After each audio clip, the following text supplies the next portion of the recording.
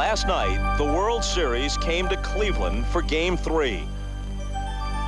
The fans who packed it at Jacobs Field would witness one of the coldest and longest games in the history of what is called the Fall Classic. It lasted well into the early hours of the morning. A battle between the Marlins, the Indians, and the Elements.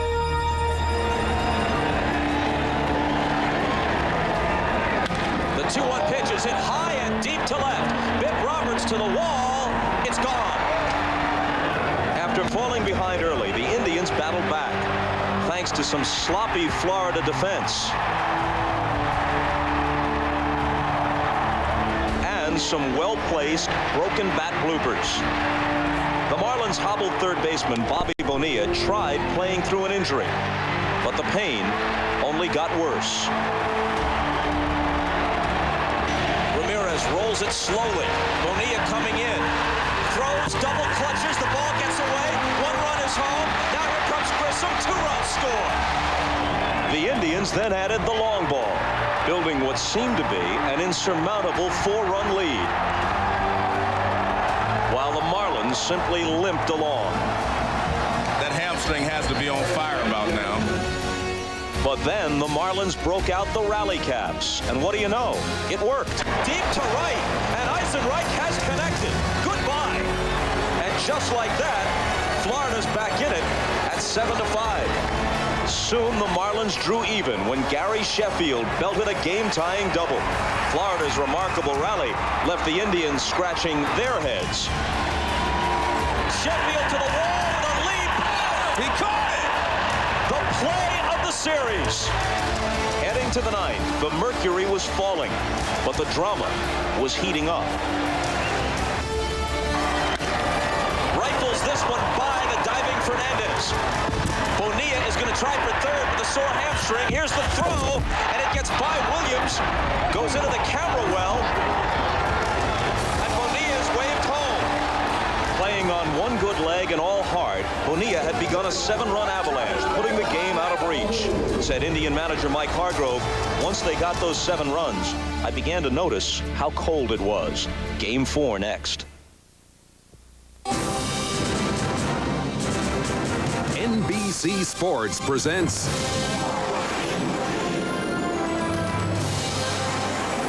the 1997 World Series. Tonight it's Game 4. The Florida Marlins versus the Cleveland Indians. Welcome to Jacobs Field, and my friends, these are ideal conditions for baseball if you happen to be a Penguin.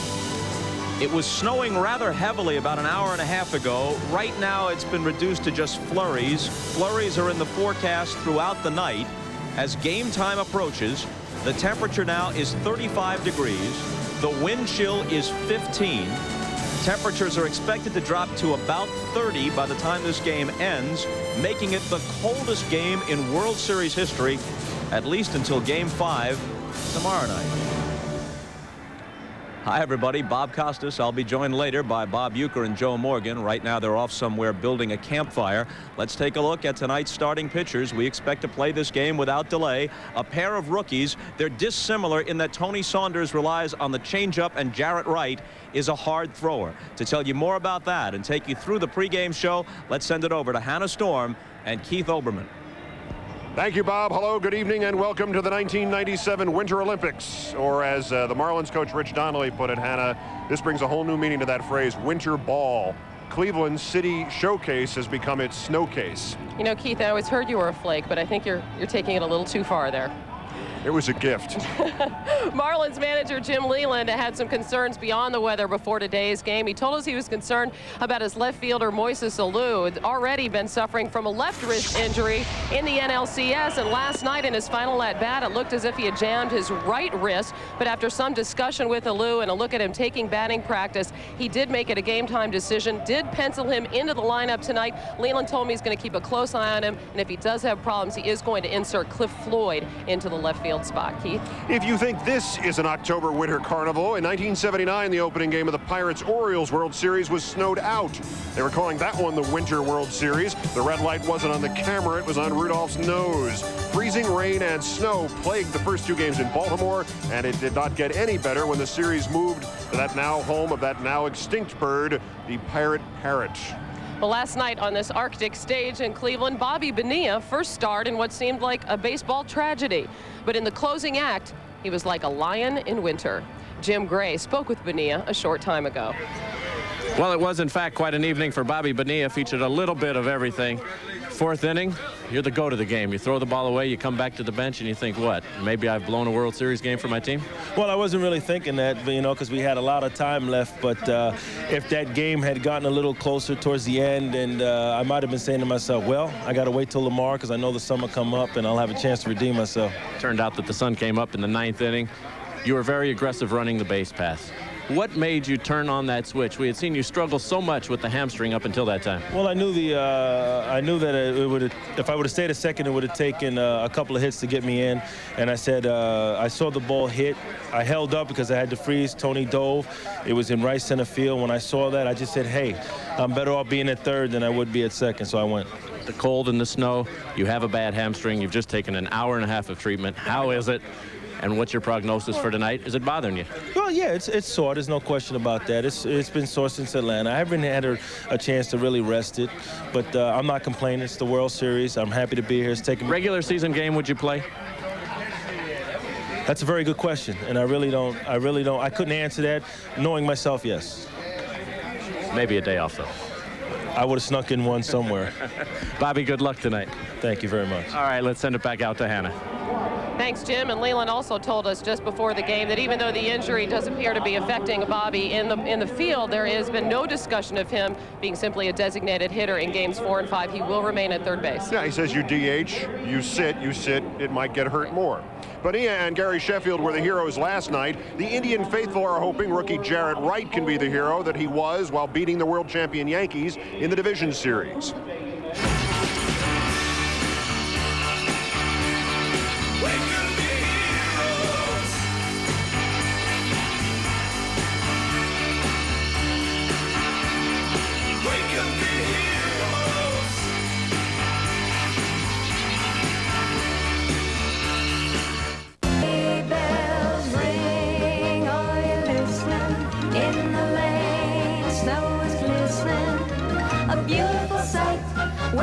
Tonight, walking in a winter wonderland. Gone away is the bluebird, here to stay is Welcome back to our winter wonderland here at Jacobs Field. Some have wondered how 21-year-old Indians pitcher Jarrett Wright has shown such remarkable composure this postseason.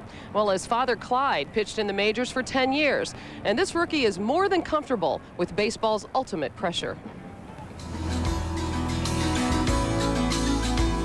I just think there's a fine line between, you know, believing in yourself and having confidence, and then, you know, being cocky. It's real easy for people to look at that and, you know, take it as cockiness. But, you know, I'm not an arrogant person. I'm not cocky. I just, you know, I play hard. Just 1 year out of single-A ball, he's shut down the defending champs. His father never pitched in a World Series. Jarrett is determined to embrace the moment. This whole season's pretty much been on cloud 9 so far, and I'm not gonna, you know, let the pressure, you know, not let me enjoy it. And because, I mean, you know, right now, it can never happen again. I asked Mike Hargrove if he's ever seen this kid rattled, and he said no, but he said one thing he is going to be looking for early is whether or not his pitches are up. That might be a telltale sign of whether he's overthrowing. And, of course, he's going against another rookie on the other side. The Marlins sent lefty Tony Saunders to the mound. Indeed. Last night, of course, the veteran pitchers could not handle the conditions. And from the warmth of the batting cage, 1995 National League MVP Barry Larkin explains how to survive these elements. In cold weather situations, it's most important for the pitcher to get a good flow going and keep his team behind him defensively. That didn't happen last night, so what we saw was some sloppy play. Early in the ball game, the Marlin pitching staff struggled, and we saw them kick the ball around defensively. Late in the ball game, it was the Indians kicking around the ball behind struggling pitching.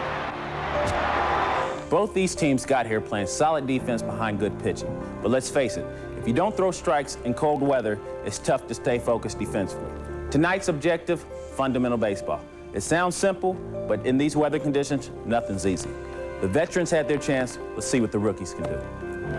Barry Larkin, Cyber rookie, will stay warm during the game online at MLBWorldSeries.com. We are closing in on the first pitch of Game 4 of the 1997 World Series, and now to introduce the national anthem, we send it to Cleveland Indians public address announcer Mark Trumba. Ladies and gentlemen, please remove your caps and remain standing for the presentation of colors by the United States Air Force, the United States Navy, and the United States Army. To honor America in the singing of our national anthem, please welcome the star of NBC's Caroline in the City, Leah Thompson.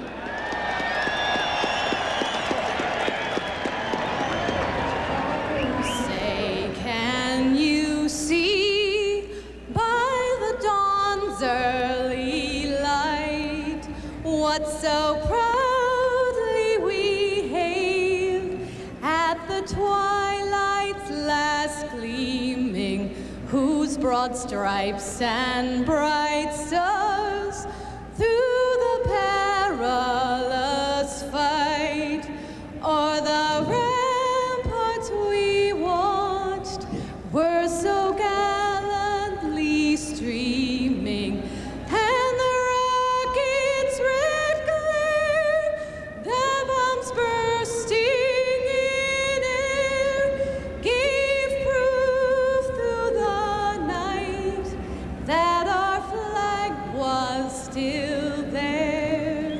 Oh, say does that star-spangled banner yet wave o'er the land of the free and the home of the brave?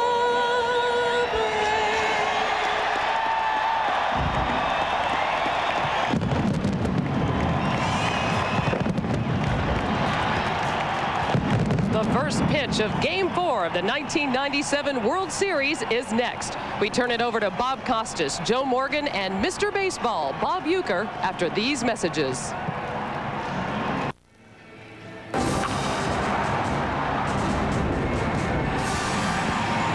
Sellout crowd, of course, at Jacobs Field. These hardy folks undaunted by the possibility of snow and the reality of 35-degree temperatures at game time. And here they are, Mr. Baseball, Bob Uecker, Hall of Famer Joe Morgan. Joe, you played in the cold before. You played in the cold in the World Series before. Well, you're right, Bob. To date, I played in the coldest World Series game ever, and my recollection of that day was very cold before the ball game, and I felt cold. But once the game started, I did not feel like it was a cold night. And I talked to Jim Thome and Matt Williams today, and both of them had the same kind of feeling. They said before the game they felt like it was going to be very cold. Once it started, they did not have any problems. In fact, Matt Williams said he has played in much colder weather in San Francisco because of the wind. And it wasn't that cold anyway because Matty Alou, son, I should say Moises Alou, didn't even wear any gloves. Of course, he struck out 3 times, went 0 for 5, so if he has gloves on tonight, we'll know it's cold out there. All right, now to the starting pitchers. Each is a rookie, Tony Saunders and Jarrett Wright, but beyond their being rookies, very few similarities. Quite a contrast in tonight's starting pitchers, Bob. One, Tony Saunders of the Florida Marlins is an off-speed pitcher. They say his best pitch, a change of pace. If he features a change of pace, it better be a good one. On the other side, it's Jarrett Wright, a power-throwing right-hander, fastball in the 90s, good curve, changeup to go along with it. They have faced each other before in the Arizona Fall League, with Tony Saunders besting Jarrett Wright. And I'll guarantee you one thing, it's a lot warmer in Arizona in December than it is in Cleveland in October. Let's check in with Jim Gray. You're right about that, Bob. As for the field conditions, well, down here, it's going to be very, very slick because the snow is just staying on the surface. It's not going down into the ground. I spoke to several players on both teams. They expect that some of the ground balls tonight are going to skip instead of bounce. Out in the outfielders are very concerned because they feel as though if they have to track down a fly ball that they could slip and fall. Now, as for Mike Hargrove and the Indians, he met with his team last night at 1:15 a.m. He told them, hey, guys, get rid of this feeling right now. Don't dwell on last night's game. Don't think about it anymore. There's nothing of any good that can come out of it. I'm very disappointed. I know you're very disappointed. But let's move on and let's not let this multiply. He then went on to tell him today that this is the most important game of the series. He said it's not insurmountable and it won't be impossible, but to go down 3-1 against the Florida Marlins would be very difficult to come back. Bob? Jim, thanks, and here is the Florida lineup. And it's identical to last night. Sent out against 21-year-old Jarrett Wright.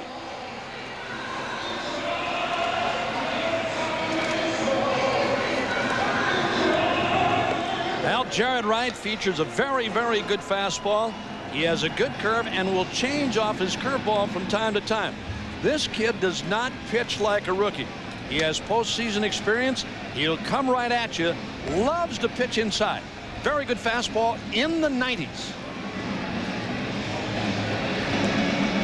There is the defense behind Wright. Tommy Fernandez, Grissom, 3 costly errors in the 9th inning in last night's game. And a game that everybody here would just as soon forget, with the exception of the Florida Marlins. They came out on top.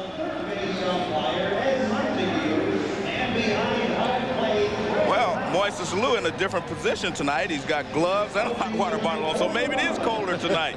But after 3 strikeouts last night, I thought he might make a change. Jarrett Wright, the 21-year-old Californian, began the year at Akron, their AA affiliate, then on to AAA Buffalo before coming up to the big club in June. 8-3 in the regular season, 2-0 in the postseason. The 6.28 ERA is a little bit misleading as Devon White takes a ball. He pitched well in his first 2 outings in the postseason, then was roughed up his last time out 10 days ago against Baltimore. A called strike. So as you see, he pitched well in 2 games against the Yankees, including the Game 5 clincher before the Orioles got to him. He throws that one past Devon White. Well, his first 3 fastballs in this game, 96, 95, and 94 miles per hour. His 1-2 pitch is fouled off. Mike Hargrove's concern is a very practical one.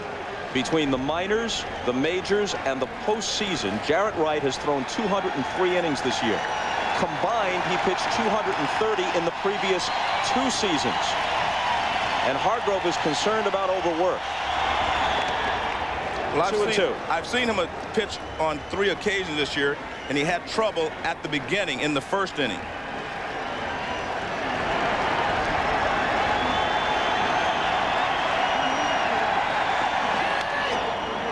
Still 2-2, and as Hargrove put it, he felt, especially after his last outing against Baltimore, that maybe Jarrett Wright was getting near the empty level in terms of his gas tank. Well, it wasn't the velocity, but it was the hop, the late movement he was missing in the last couple of starts. His 2-2 pitch. They check at third, and he's punched out. Wow. Ed Montague says he went around. Here it is again, this check swing by Devon White. Eddie Montague, the third base umpire, made the call. And again, it looked from that angle like White went around too far. There it is again. And Montague saw it as a strikeout. Here's the one you can really tell on, and he did. White shaking his head in disagreement, but the replay backs up Montague. Greg Kosk from the American League has the plate. We'll give you the rest of the umpires in a moment. Edgar Renteria takes ball 1. Randy Marsh is at first. Ken Kaiser is at second. Montague, as we've mentioned, at third. Joe West, who had the plate last night, has the right field line in this game, and Dale Ford on the left field line.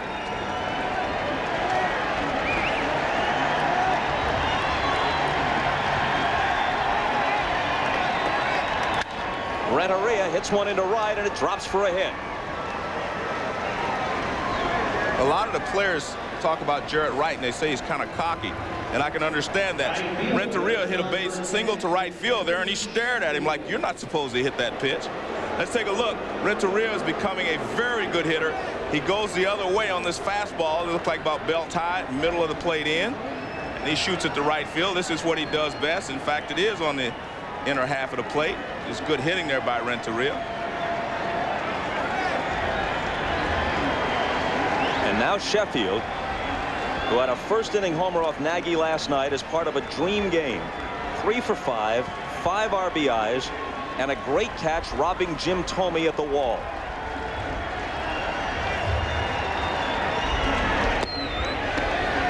Ball 1. Here's the pitch he hit out. Low Charles fastball. Nagy.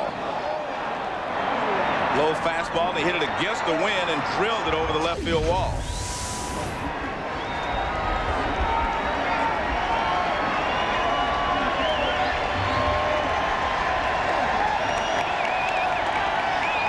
The 1-0 pitch. 2-0.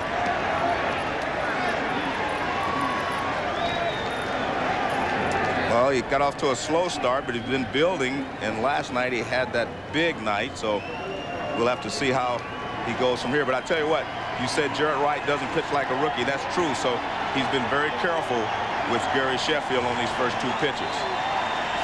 As everyone has in this postseason. 3-0. He's walked 16 times between the division series against the Giants, the LCS against the Braves, and through the first 3 games of this World Series against Cleveland. One thing for sure tonight, the Marlins aren't going to have to run up on anything against this guy. Know that. He could have a green light on 3-0. He walks him on 4 pitches. Well, we said he doesn't pitch like a rookie, so he doesn't make any rookie mistakes. Down to Sheffield, away and down, and the 4th ball is going to be down as well. He said if you're going to hit it, you're not going to get it in the air. He's trying to make him hit something on the ground. And now Bonilla, playing through clenched teeth, struggling with that strained hamstring. The runners go on the first pitch, and he fouls it off. Well, Jim Leyland told us last night and again tonight, despite the fact that it is cold and colder tonight, he's still going to try to move runners. He'll play hit and run. He'll let them steal, despite the fact that when you sit on the bench for any given length of time, you do have a tendency, or a chance anyway, to come up with something of a pull in the leg area. Also, he's staying out of the double play there because Bonilla can't run very well.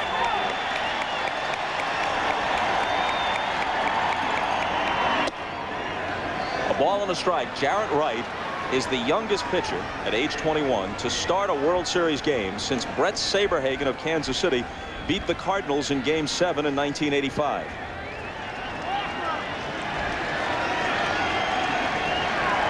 His 1-1 pitch. Ripped foul. Now that was a change of pace from Jaret Wright. 84 miles an hour. He got it up on Bobby Bonilla, and Bonilla out in front of him. He doesn't throw him too often. Every once in a while. There you see it. Little change up. Bonilla out in front, and he ripped it foul to the second deck. Here it is again. Off the inside, about belt high, and Bonilla out in front.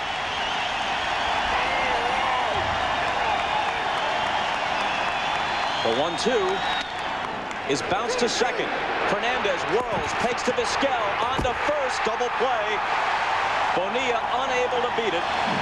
Slowed by the hamstring. Up come the Indians in the first. Excuse me, is the seat taken? Mike Hargrove's lineup tonight should look familiar. Jim Thome has snapped out of it, so he starts against the left-hander. It is second home run in 3 games in this series last night. And here's the report we have on Tony Saunders. He has a very good changeup, and he has a good strikeout to walk ratio, meaning that he strikes out at least 2 to every walk he gives up, and he does not give up a lot of hits in a row. He will not give up many hits in 1 inning. And Charles Johnson won his 3rd straight Gold Glove. That was announced today, the Gold Glove winners in the National League. He is now has 3 in a row. Talk about a foregone conclusion. He didn't make an error all year and had only one pass ball. Strike one to Bip Roberts. Saunders was 4-6 this year. And if you remove the Atlanta Braves from the equation, he was 1-6. Inside against the Braves, he was 3-0, and his earned run average was under 2. In the postseason, he had a no decision against them. Against the rest of the National League, he was 1-5 with only a September victory against the Philadelphia Phillies to show for it. He's ahead of Roberts, 1-2, and strikes him out.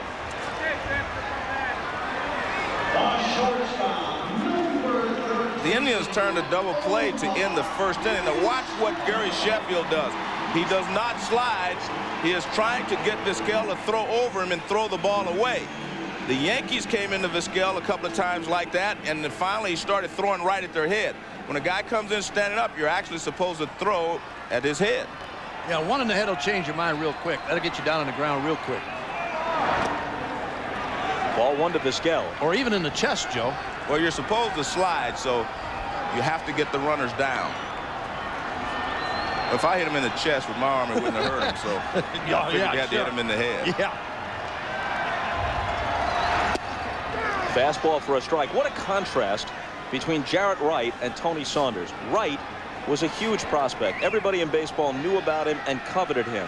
Saunders was undrafted. And there are some 60 rounds of the baseball draft, so multiply that by 30 teams and think of how many players were taken and how often he was passed over before anyone gave him a chance. 2-1 pitch, line to left. A one-out single for Vizquel. Bob, if you're a scout, you're looking for the big hard throwers. You figure you can teach them the other pitches. You can teach them the off-speed pitches, but you do not like a guy that doesn't throw hard, and that's why he was drafted so low. Here's the reason. When he gets a fastball in the middle of the plate, they're going to hit it hard. And that was a fastball from Saunders, and Vizquel has not been swinging the bat well, but he hits a bullet to left field. One thing I would be careful of if I was the Marlins, that is throwing a lot of changeups. You're going to give Bobby Bonilla on the left side of that infield a lot of action tonight with all these right-handed hitters. Hey, take a look at Ramirez as he steps in the box. When's the last time you saw a guy wear socks like that? Are they up over his pants? They are, aren't they? He's not exactly styling, but I think warmth rather than fashion is the number one concern here. Here comes Santa Claus. That's the first for me. Here's the 1-0. In the air to right. Sheffield going back. Sheffield to the wall. Goodbye.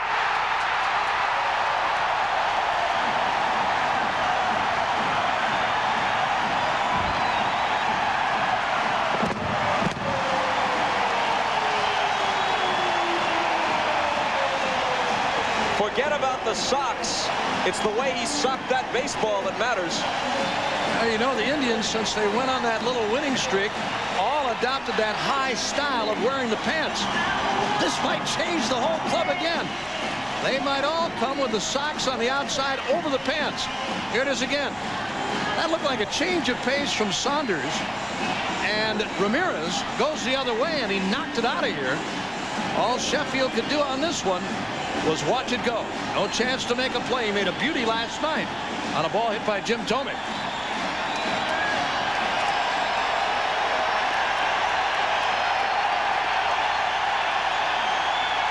They're roaring at Jacobs Field as David Justice steps in. Strike one to him.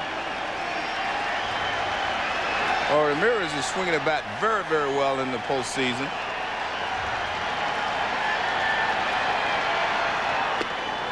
A ball and a strike from Manny.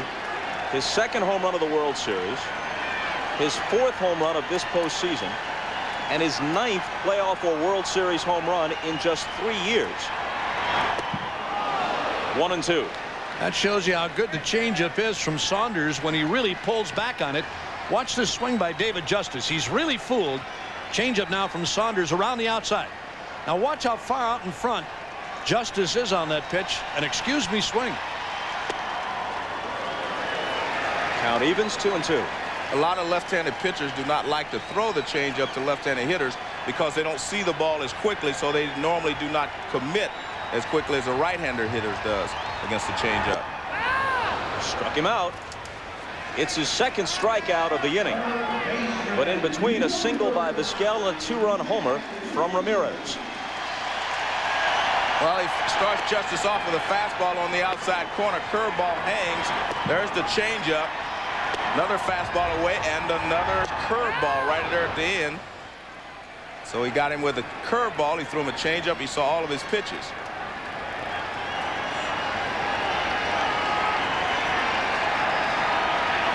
Now Matt Williams slashes one by Darren Daulton for a base hit. Daulton just could not get down in time. The ball wasn't that far from him, but he couldn't get down before the ball got to him. Sometimes a right-hander hitting the ball to the right side, you don't pick it up as quickly. Watch how close this ball is hit to Daulton. See right there, you see he didn't move, and he did not get the glove down in time. Watch Daulton in the background. He doesn't move, and the ball's right near him, and he just can't get the glove down in time enough to make the stop. He looked like he lost that ball for a moment, Joe. It looked like he almost leaned back toward the bag as the snowflakes start to fall once again.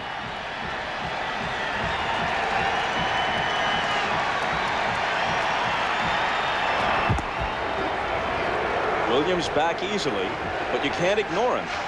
He stole 12 this year.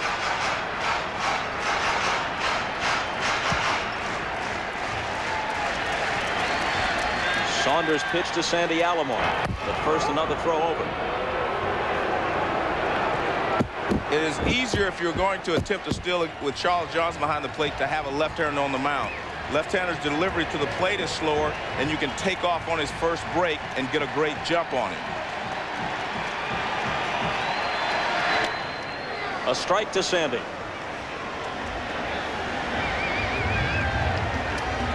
Sandy Alomar likes the ball up and over the plate. Who doesn't? Pitch him in and above the belt. If you can get inside on him, you've got a chance, but you got to be careful in there. Anything away, he'll go to right field, and he'll go that way with power from time to time. The last entry said change speeds on him. When he's right, that's what Saunders does best.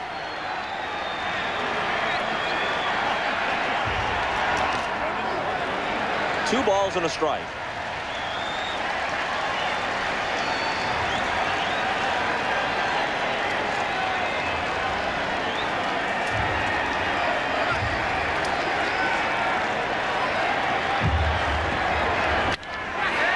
For a hit toward the gap. If it gets through, a run might score. On his way to third is Williams. Newman's waving him home. Could be close on Renteria's throw. Safe.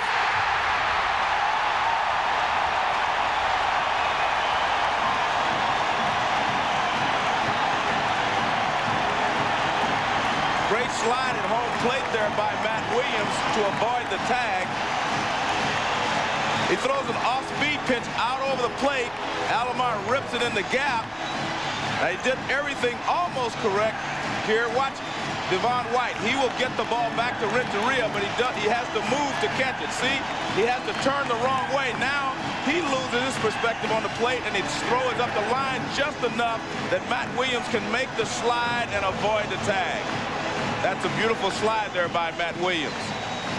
Here we see it again. Watch Devon White. Now his throw is just enough offline that Renteria has to turn. Now he has to try to find the plate quickly, and he misses home plate, and Matt Williams is able to avoid the tag. Boy, that's a thing of beauty. Williams slide, Johnson's lunging tag, Kosk with the call, safe at the plate.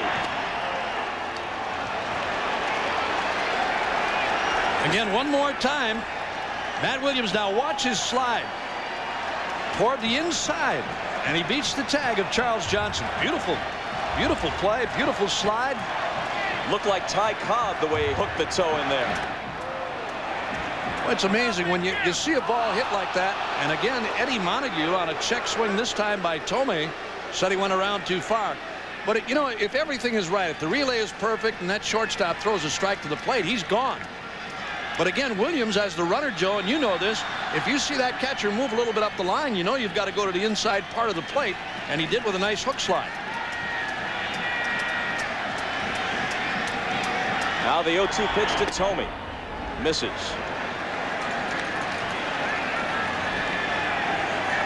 There you see it. There's what I'm talking about. Inside he goes with that little hook slide on Charles Johnson. He almost got him. Just out of reach. Good piece of coaching by Jeff Newman at third, too. And another good piece of hitting by Sandy Alomar, whose double brings home the third run and now gives him 13 postseason RBIs. You know, Jim Leyland told us before the game tonight, I asked him about Saunders and his selection of pitches, talking about the changeup. I said, what would he throw, about 30%? He said, yeah, in that area, 30 to 35. That might be too much tonight.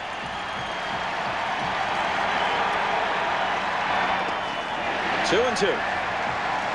But if that's his best pitch, Bob, he's going to have to throw it or he's not going to be around anyway. Well, but I'm saying, Joe, if those guys start setting changeup, you don't see hitters set changeup too often. And he's got a good fastball, fair. I mean, he'll pitch inside. He's not afraid to come in there. We know that. He's got to figure a way to get ahead of the hitters. Then they can get him to chase the changeup that's out of the strike zone. But he hasn't been able to get ahead of these right-handed hitters. Full count.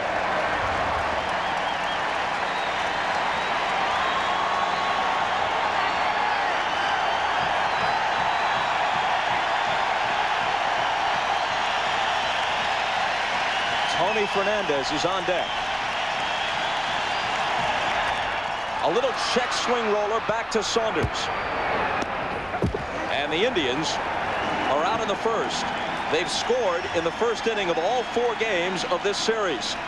Williams racing home ahead of Renteria's relay to make it 3-0.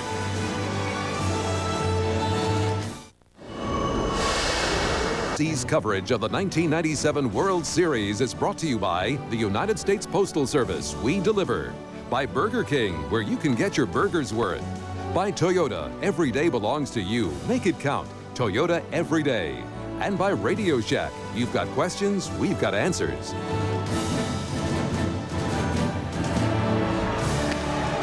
It takes the largest airship in the United States to handle the winds tonight, which are gusting to 40 miles per hour at 1,000 feet. The locally based Goodyear blimp Spirit of Akron providing the aerial shots. I'm sorry. Jarrett Wright, staked to a 3-0 lead, faces Darren Daulton in the second.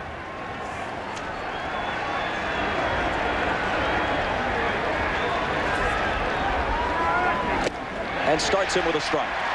Well, in talking about Jared Wright before the game tonight, and they said from time to time over his last couple of starts, he started to show signs of weakening after 4 or 5 innings. We asked Hargrove about his pitch count tonight. He said when he gets into that 100 to 110 pitch range, we really start to keep an eye on him.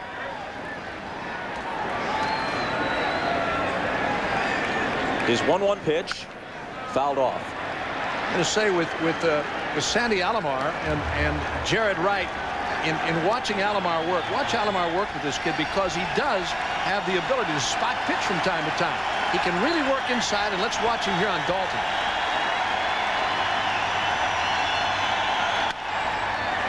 Bounce to Fernandez. 1 out. Al, he wanted an inside fastball. Looked like Wright threw him a little two-seam sinker, and Daulton beat it into the ground. There's one away here. Here it is again. This is Wright now. This is a two-seam fastball. Watch this ball sink a little bit. There you go. Daulton right on top of it. Alomar wanted that pitch inside, but he gets the 4-3 ground out anyway. Now, as you take a look at this matchup, you've got to believe there's something to this genetic stuff.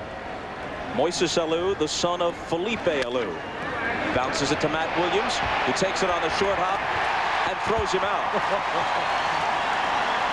Meanwhile, Jarrett Wright, the pitcher, the son of former Major League left-hander Clyde Wright, throwing to Sandy Alomar Jr., obviously the son of former Major Leaguer Sandy Alomar. There's a tough play for Williams right there. That's not a short hop. This is that in-between hop. Watch this. He didn't know whether to go back. Now finally charges. made a heck of a play to throw him out. Eisenreich. His home run started the comeback last night for the Marlins. They were trailing 7-3. He jump-started them with a 2-run shot into the seats in right.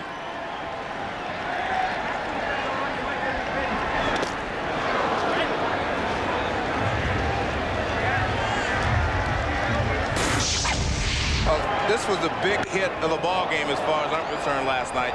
Being down 7-3 and with one swing of the bat, you're back to 7-5.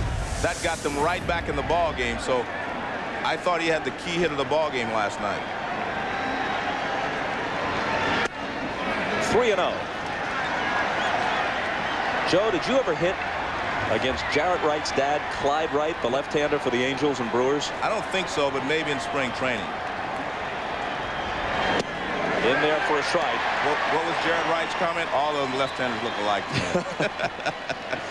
I hit against Wilbur Wright, if you want to know anything. I thought Orville was tougher. He threw sidearm. And he walks Eisenreich with 2 out on the second. Hey, Joe, I asked Eisenreich tonight. We were talking in the clubhouse tonight. I said, what are you trying to do with that ball he hit last night? I mean, he really hit that ball hard and deep into the second deck and right. He said it was a total mistake. He said, that's not me. He said, I'm an opposite field hitter or back up the middle. He's a good hitter. Oh, he is. Yep. Career average well over 290. Better than 300 each of the last 4 seasons with the Phillies. And 280 this year for Florida. Almost got a piece of Charles Johnson.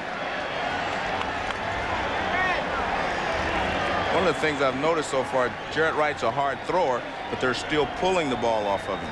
And the 3 starts I saw him make earlier this season, they were not pulling the ball after the first inning. Alomar can't find it, and Eisenreich takes second. I think Alomar is going to be charged with a pass ball here. He caught this ball and then had it pop out of his glove and then couldn't find it. This one down low and outside, but the ball that Alomar should have handled. Nope, that pitch was in the dirt. And Wright will be charged with a wild pitch. Sandy thought the ball got behind him. He did the job in knocking it down. There's Jimmy Eisenreich. And as soon as he sees Alomar can't find that ball, he lets out for second base.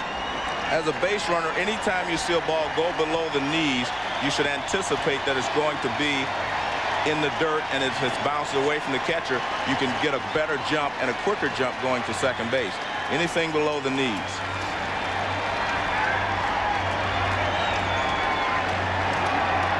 Here's the 2-0. In there.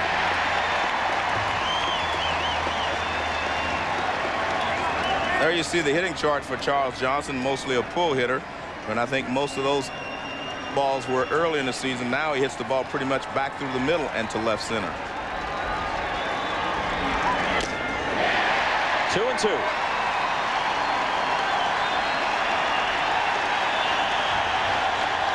Well, you got to be impressed with Jarrett Wright and watching him throughout this year with the Indians and mostly in postseason. I mean, when the heat was really on the Indians, the final month, the final couple of weeks, and in the postseason, I mean, this kid pitched like he'd been around for 10 years, 5 years anyway. Yep. And he gets Johnson. His second strikeout of the night. 3-0 Tribe. 50th anniversary of the World Series on NBC Sports. Chief Wahoo helping to demonstrate that there's a stiff wind blowing from left to right. Ken Kaiser demonstrating one of 2 things, either that it's very cold or he has been placed in the Federal Witness Protection Program. Renteria adopts the same look and says, you know what, in Colombia, it doesn't feel like this. I saw Kaiser like that on the 14th of July. Fernandez, the hitter, taking ball 1 as we go to the bottom of the second. The Indians lead it 3-0. That's a strike.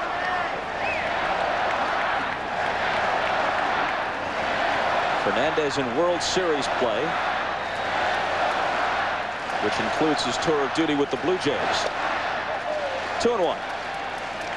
Saunders got both of the left-handers out, Justice and Tomey, in the first inning, but he had trouble with all the right-handers. He's going to have to figure a way to get ahead of the right-handed hitters to make his changeup effective. And he's going to have to do that by spotting his fastball better to start with, or throwing some curveballs to get out in front. You're not going to get many people to chase the changeup out of the strike zone unless you're ahead in the count.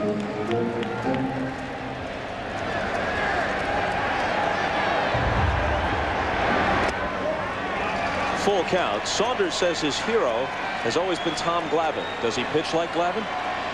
Well, I don't think he has as good a fastball or nearly as good a location as Glavine, but he does have a good changeup. 3-2 pitch, hop to the left side. It's Bonilla. There's an off-speed pitch on a 3-2 offering. We talked about Saunders and his ability to throw off speed when he's behind in the count. He'll do it consistently, and this time gets Fernandez on a little pop-up to Bonilla at third. The man with the highest batting average in World Series history hits ninth for Cleveland. 2 for 3 last night, actually hiked it several points to 452. You see right away Saunders trying to get the ball up on Grissom. He's been handling the low fastball and the low breaking pitches so well, they're going to try to throw the fastball up on him. And he hits it in the air to left center field. Devon White in pursuit to the track and nearly to the wall for the catch.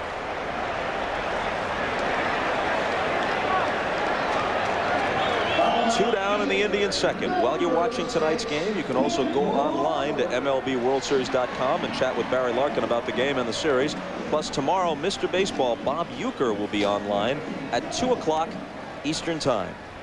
Larkin now, Uecker tomorrow at MLBWorldSeries.com.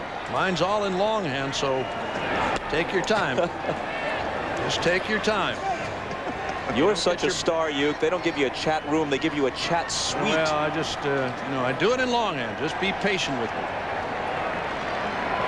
Bip Roberts hammers one down the left field line. Big trouble if it's fair, which it is. One hop against the wall. Roberts heading for second. In with a double.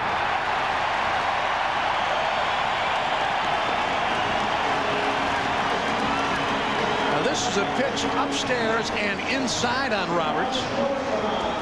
Watch this. It's up and in. About belt high. Roberts turns on it. There you got a better angle. You see how far that pitch was inside on him. And he hits it to the wall and left. 2-out double. I think, Joe, when you talk about Saunders, despite the fact that he tries to pitch upstairs every once in a while, his strong suit is still down. A strike to Vizquel. I felt like they were going to have to change their pattern on Grissom because he's hit all low pitches, so they're going to try to pound him up. I don't think he's going to try to pound too many of these other right-handed hitters up. They check it first. And he laid off, says Randy Marsh.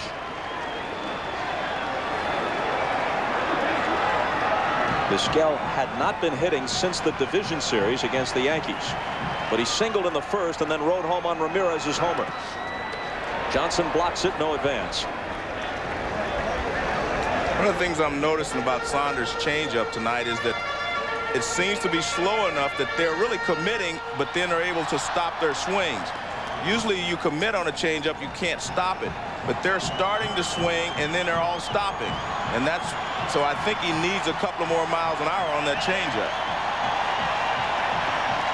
The 2-1 pitch. Hit to second. Counsell has it. Vizquel is retired. And the Indians are out in the second.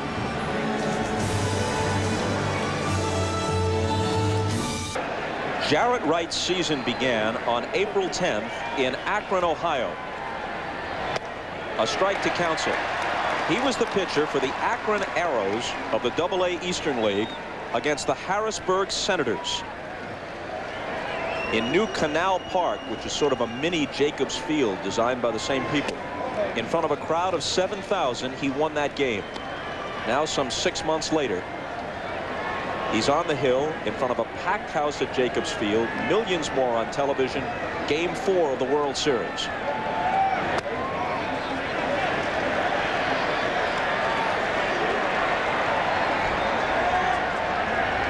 It hasn't happened often. rookies starting each team in a World Series game.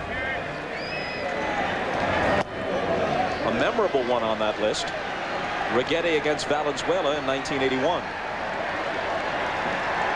Well, the one that I think is most memorable is '83, Charles Hudson and Mike Boddicker, because I was playing.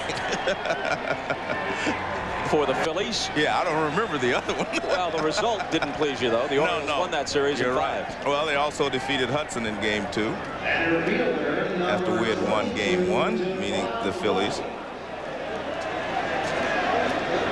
There's Tony Saunders, who occasionally this year has flashed a goatee, but is clean-shaven for his World Series start. The walk to Counsell was the 3rd issued tonight by Wright. He struck out 2.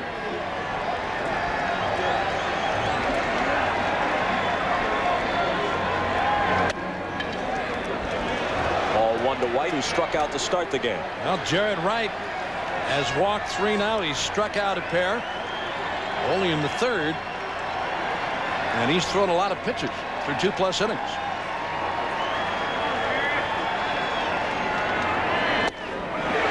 In there, 1-1.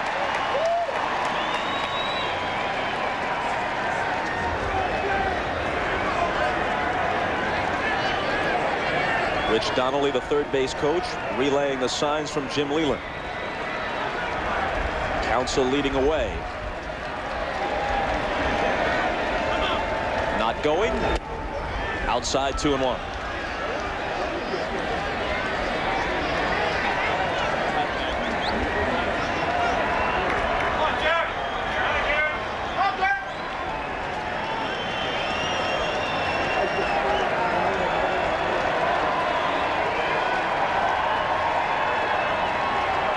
Counsell doesn't go, and White fouls it off.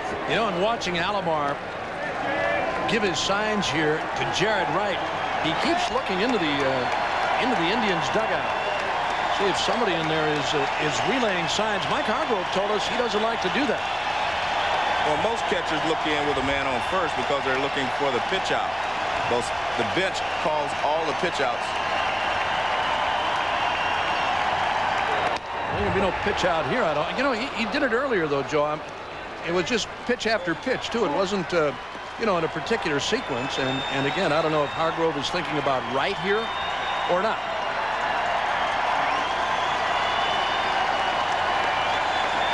Here's the 3-2 pitch. The runner goes, and White fouls it off.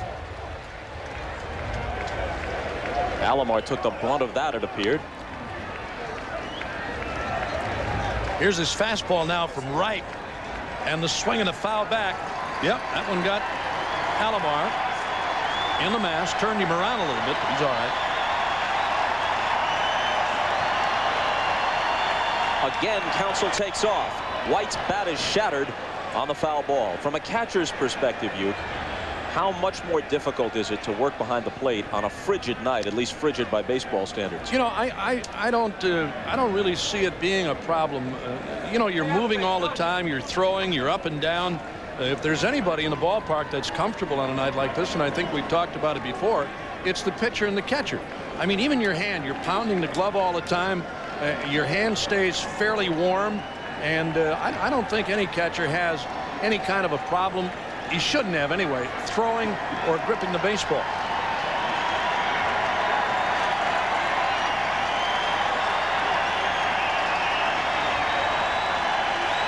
Counsell edges away. Again, he breaks for second. Another foul ball. You watch Counsell when Wright starts his delivery. Counsell gets about 4 steps on him before he ever lets the ball go. Watch, there he goes. He got about 4 steps as Wright delivers.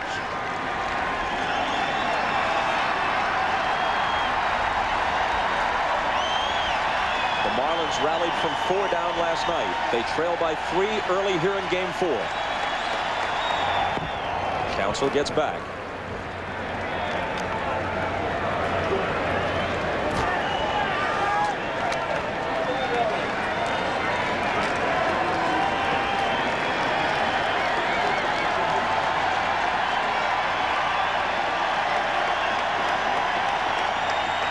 With Counsell going, White swings and misses. Alomar throws. Council steals it.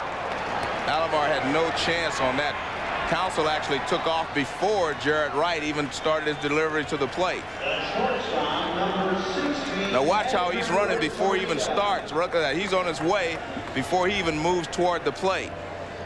And Alomar's throw is not going to get there in time. And Council steals it. A lot of managers will not run when they're down by 3 runs because they don't want to take themselves out of the inning. But Jim Leyland says he's not going to stop running. He's going to continue to play the way he's played the entire playoffs so far. Renteria singled his first time up. There is, we are told, rabid interest in this World Series in Colombia because of the presence of Edgar Renteria. Unlike some, in fact many Latin American countries, baseball is not the #1 sport in Colombia. Soccer is. But Renteria has the status of a rock star or movie star, we're told. Slices it foul into the Marlin dugout. That's about how a rock star would hit an inside fastball, too. he kind of got tied up on that one. Sort of like a celebrity softball game. Kind of. Yeah. And a weak cut by Steven Tyler of Aerosmith. Here's the 0-2. Fouled away. Appropriate reference, though, with the Rock and Roll Hall of Fame just across the street. Yeah. Have you stopped over there, you? I've been over there 3 or 4 times. Matter of fact, after we got out of here last night at about, well, it was actually 2 in the morning. I went over there and beat on the door for about an hour and a half and went back to the hotel. They told me they led you away raving about Phil Spector's Wall of Sound. There it is. Cleveland does rock, especially at World Series time. And Renteria fouls it off again. Maybe we can get another shot of that Rock and Roll Hall of Fame. It's a very distinctive building designed by the famed architect I.M. Pei with those distinctive geometric forms that he favors, glistening in the Cleveland night.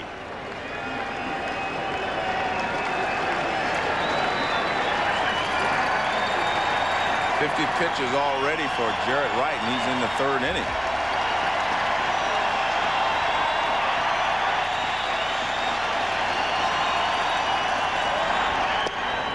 Down low. Joe, you've talked about Renteria a number of times during the postseason, and the more you watch this kid, the more impressed you are. I mean, with his ability to try and take a pitch to right field, every once in a while to pull, but those pitches that he's fouling off are pretty tough pitches and trying to go the other way. 1-2 pitch. Reaches for it, rolls it to Vizquel, who charges and throws, and got it. Well, that's why Vizquel won another Gold Glove. He plays the position so well. This ball's hit right off the end of the bat, and he's moving, so Vizquel has a tough play. Charges, and he sees he has time. He takes a couple extra steps and throws on the run. Vizquel fields most ground balls with one hand, and he makes the transfer in a lot of different ways to his throwing hand, but he is an excellent shortstop. With the conditions the way they are tonight, Joe, it wouldn't seem likely that he would show us that little flip and the barehanded catch that he likes to do. Council moved to 3rd on the play. Now Sheffield with 2 out. He walked in the 1st. Jammed him and he rolls it foul. Let's take a look at the comparison of the 2 shortstops. We think both of them are very fine players. Omar Vizquel, I mean, he does it with a little flash. Watch how he flips the ball. This is the transfer. Look at that. I mean, he has fun out there playing the game, which is the way you're supposed to play. Edgar Renteria, more your classic shortstop type. Watch, he gets in front of the ball, catches it with 2 hands, and makes the throw. Back live, a ball inside to Sheffield, 1-1.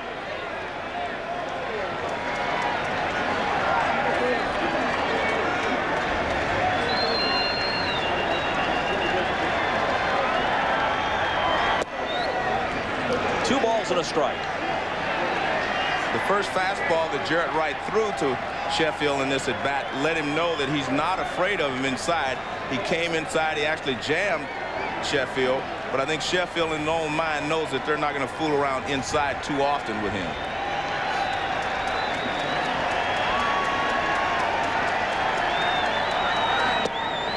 Ball strike. Borderline breaking ball that time.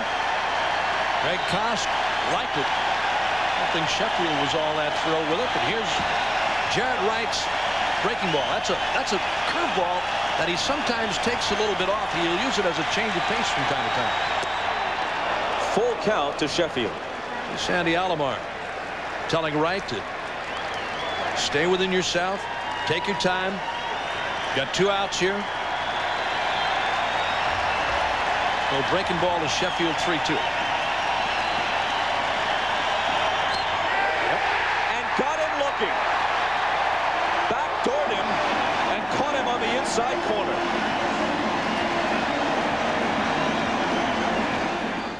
Good morning. I'd like to cash in my miles for 1 ticket. Let's take a look at this last pitch to Gary Sheffield. Now watch, look at his left shin. That is the left shin guard of Sandy Alomar Jr. Watch him. He reaches, he reaches, he reaches. Now he catches the ball here. Now watch him pull the ball all the way back across trying to get the strike. See where he catches, and then watch where he moves the ball. The glove. Look at that. I mean, and he got the call. Close enough. Well, usually if you make that kind of movement with your glove, you're not going to get the call on a play like that. And that was timeout was called, so that is no pitch.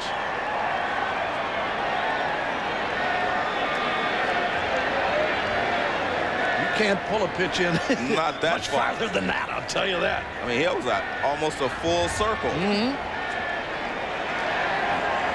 No, it's rare sometimes when an umpire gives you that kind of a pitch. I mean, everybody in the ballpark can see you pull the pitch in toward the plate. Greg Kosk liked it.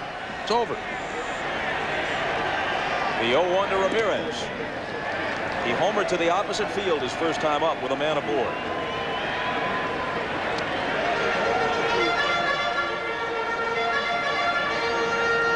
It's 3-0 Cleveland as they bat in the third, trying to even the series at 2 games apiece.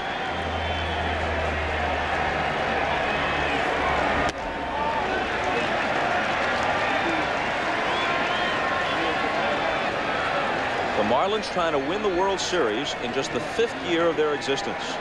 The Indians trying to win for the first time since 1948. This is just their 3rd World Series appearance since then. The 1954 team that was one of the very best for a single season lost to the Giants in 4 straight.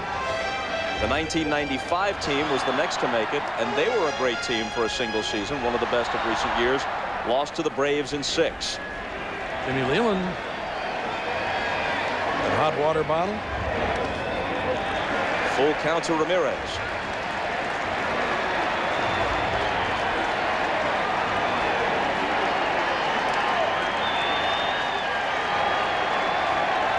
David Justice on deck. And a leadoff walk.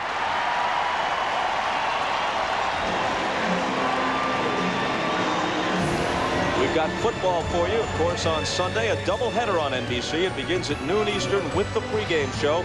Then in game 1 of the doubleheader, most of the country sees the Broncos battling the Bills. Then in game 2, Mark Brunell and the Jaguars against Cordell Stewart and the Steelers, or perhaps regional action. It begins with the pregame show at noon Eastern Sunday.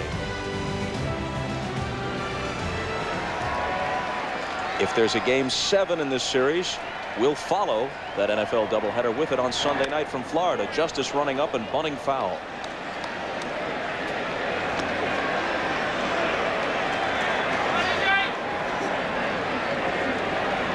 Well, Mike Hargrove to Jeff Newman, and Jeff Newman now to the runner Ramirez at first. David Justice knows what's going on, making sure Manny Ramirez, who's setting a new fashion trend for baseball, with those socks tonight. Over the uniform pants rather than tucked inside. I'm surprised he doesn't have them over his shoes. That would have really done the job. Up and in. Let's listen to what Dave Nelson had to say on the lines at first after the foul ball. David. Huh. First time I've seen him bunt all year. Huh. Nelson just talking to himself since there was no one in the vicinity.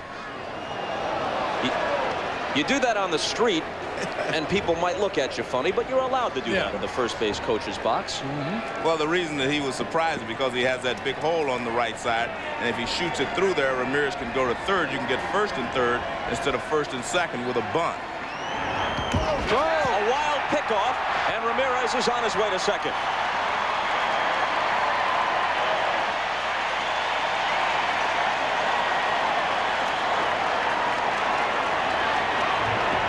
I'm not real sure why you're so worried about Ramirez at first base, because you've got Charles Johnson behind the plate, and he deters all these base stealing threats. Right there, the ball just gets away. Good job by Counsell at second base to back up.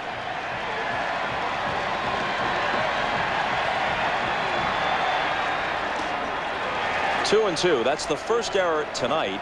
The teams combined for 6 last night. There were also 17 walks. It was a World Series game, and it was interesting and in a sense memorable, but it wasn't exactly a fall classic. It was a fallen classic.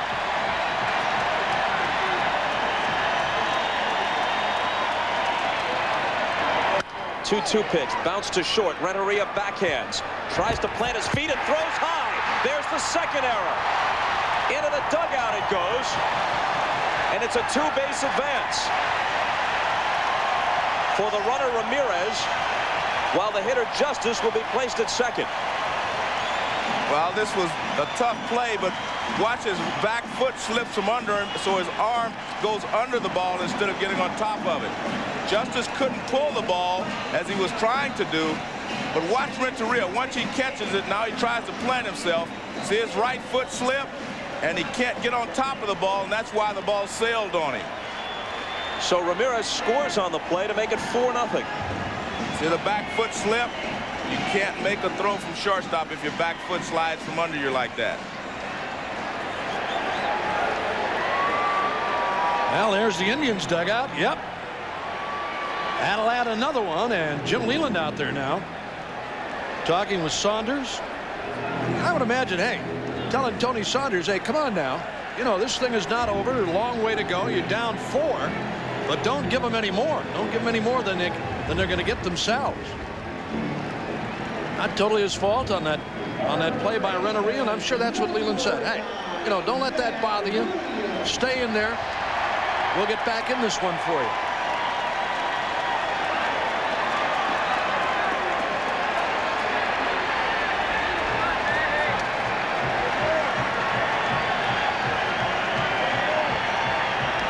Williams, who singled and scored his first time up.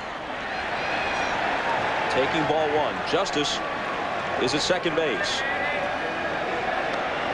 A walk and a couple of errors in this 3rd inning. And another run tacked on by Cleveland for a 4-0 lead. And they had a 4-run lead last night, 7-3 in the 6th inning. And the Marlins came back. This is very early in the ball game. 2-0.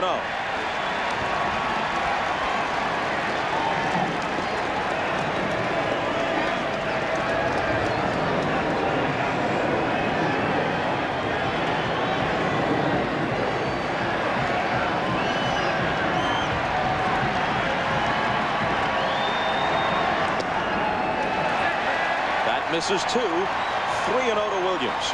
I am convinced that his changeup is too much slower than his fastball to get these Cleveland Indians hitters to chase it. His fastball is clocking around 91, and that changeup is around 76. That's a little too much difference because they start after the changeup and they're still able to check because it's so slow. Looked like he might have had a green light on 3-0, but didn't find the pitch exactly to his liking. Right on the outside corner, Bob. It looked like Williams was gone. Alfonseca and the Marlins bullpen getting ready.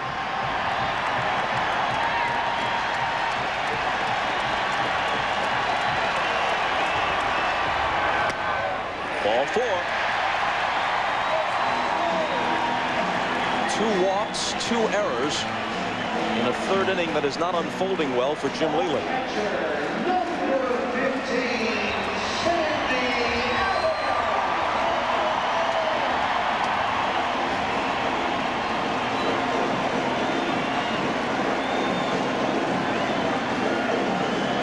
Alomar chatting with Jeff Newman to make sure they're on the same page here.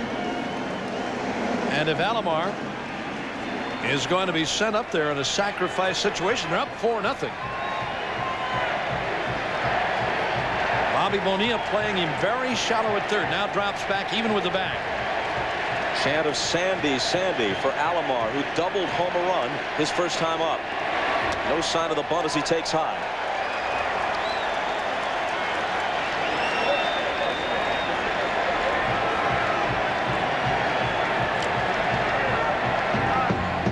The way he's beating on that thing, you got to believe there's a picture of Art Modell on it.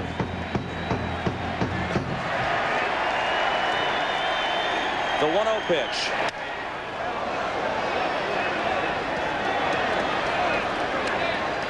A lot of folks we've talked to, just baseball fans in Cleveland, say that although this year's team, which won 86 games, is not as good perhaps as the 1995 team that won 100, they feel more fondness for it and more attachment to it, and part of the reason is that the Browns abandoned this city, and the Indians therefore mean that much more. 2-1. Well, they've got the weather for it. Now all they need is a football team. We'll be here. This city, Bob, has really been turned on by the Indians over the last couple of years. I mean, coming in here with this great new facility and everything that's happened with the Indians, it's been great for Cleveland. The 2-1. 3 balls and a strike. Well, Jeff Newman now sending signs. Alomar stepping out to check Newman for signs. He never turned around and looked at Alomar.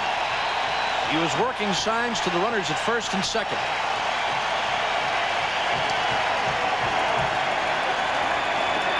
The 3-1 pitch is hit through the hole on the right side. Justice being waved home by Newman. Sheffield's throw is cut off by Dalton. It's 5-0.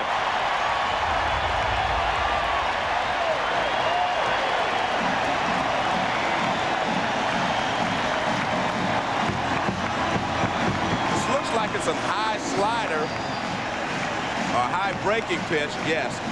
And it stays up there, and Alomar just fights it off to the right side, and he finds a hole on the right side.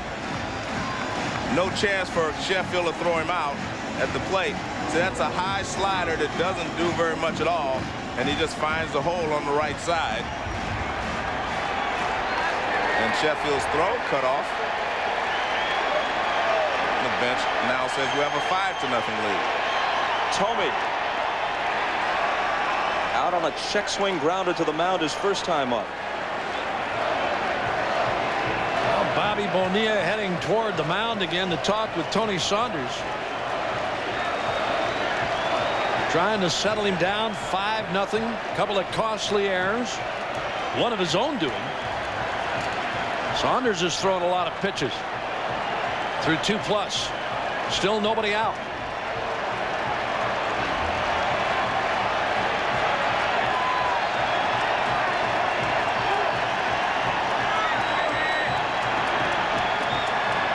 We've watched for the last couple of innings, we have not seen any hitters chase anything out of the strike zone. So you have to give the Indians credit because they are patient at the plate and getting pitches to hit. Called strike, 1-1. One thing that Mike Hargrove said about Jim Thome being in the lineup tonight, he said it just might take the changeup away from Saunders as far as Thome was concerned. But his first time up, Bobby hit that little check swing back to the mound on a change of pace.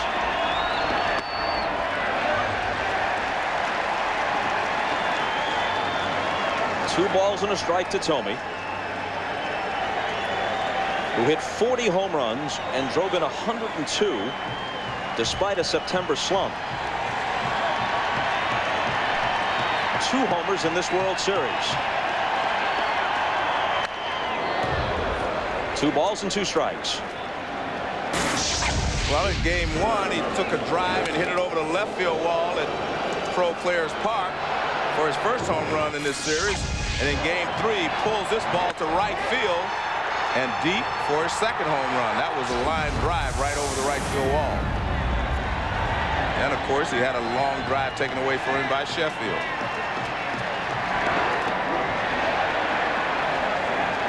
Full count to Thome, who in all likelihood is the last man Saunders will face. You've got the switch hitter Fernandez on deck, who is a much better hitter right-handed than left. And Alfonseca continues to throw. And then Grissom, a right-handed batter, follows Fernandez.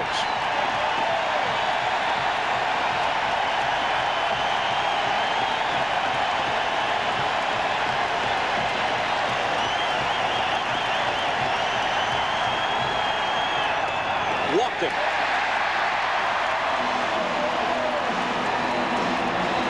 The bases are loaded.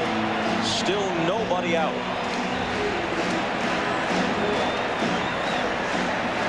Second baseman, number 1, Tony Fernandez. Larry Rothschild talking with the bullpen to make sure everything is ready out there. Jim Leyland has already made the move. And a pitching change for the Marlins. We'll be back to Cleveland. Well, there's no disputing that, at least not for baseball. It's been a lot colder than this at Browns games in the wintertime, but this is, by the opening pitch temperature, the coldest game in World Series history, and temperatures are expected to plummet down near 30 degrees before the game ends. Alfonseca out of the bullpen. Fernandez from the left side. Fouls it back. You know, for whatever reason, it doesn't feel that that cold tonight in difference to last night, Bob. There's the temperatures that you were talking about. And tonight, 35 degrees. Joe's big game at 39.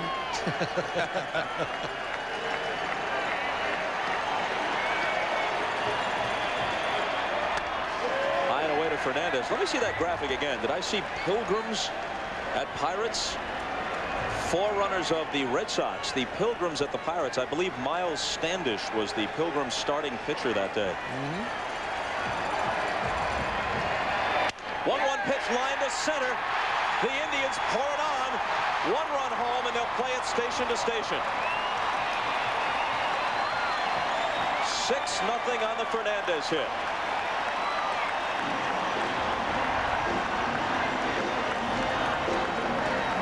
Well, he breaks the bat of Tony Fernandez, but Fernandez gets the job done. You can hear the bat break, and Fernandez thinks he got enough of it to get it over there. He's saying, go, go, go. He was telling everybody that that ball was going to drop in because he knew he didn't hit it hard enough to reach the outfielder. But only 1 run can score. Well, I don't think Alomar would have scored on that ball, Joe. White got to it in a hurry. Newman held him at third. Now Grissom. Marquise pinned Devon White to the wall in left center field to haul in his drive. Back in the second inning, so he's 0 for 1.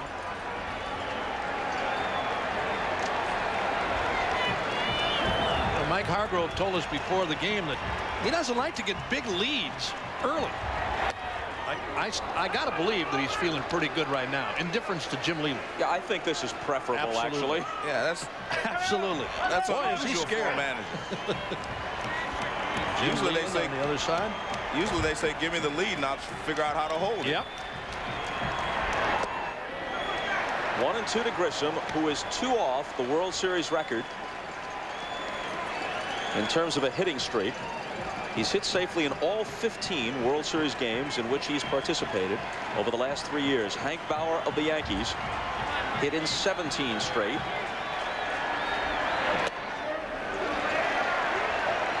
Two and two.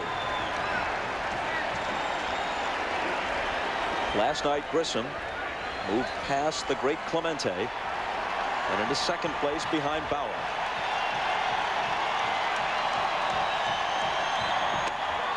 Called strike 3 on the inside corner.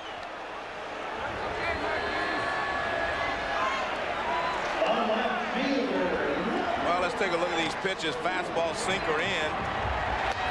Fastball up. Slider away. Another slider away, and then a fastball back on the inside corner.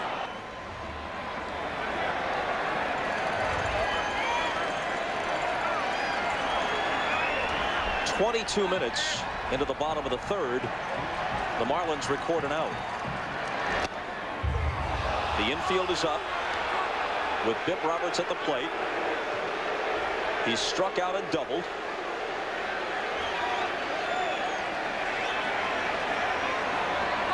Given Bip's speed, especially from the left side, they figure even with the bases loaded, their best chance if they field a ground ball is just to come home for the force rather than trying to turn two.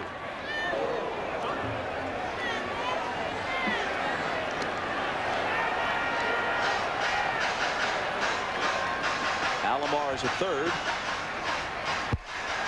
Thome is at second. Fernandez at first.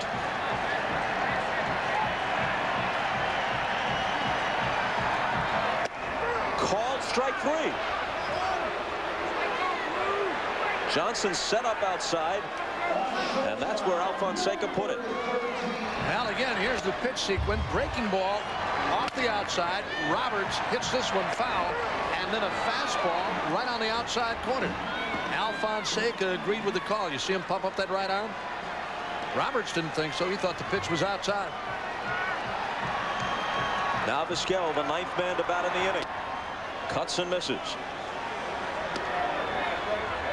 Little off-speed pitch that time. He took something off a slider, and watched Vizquel chase it down low and inside.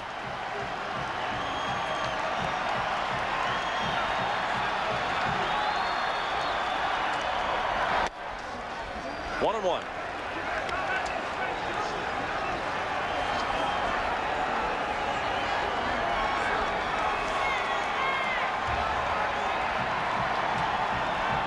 Steps out. Alfonseca is 25 years old. He's from the Dominican Republic. He was 1-3 this season. That'll make the seats.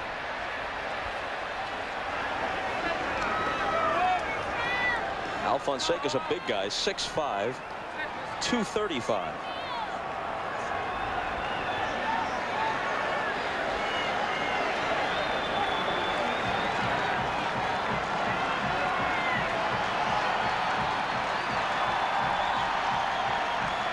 Remember, both of these teams had to use virtually their entire bullpens last night.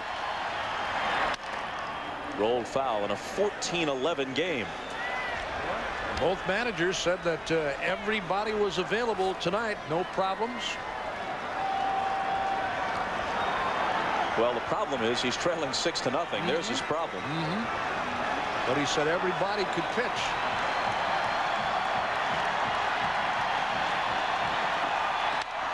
Popped up. Counsell. The Indians score 3 and leave 3. After 3. 6-0 home team.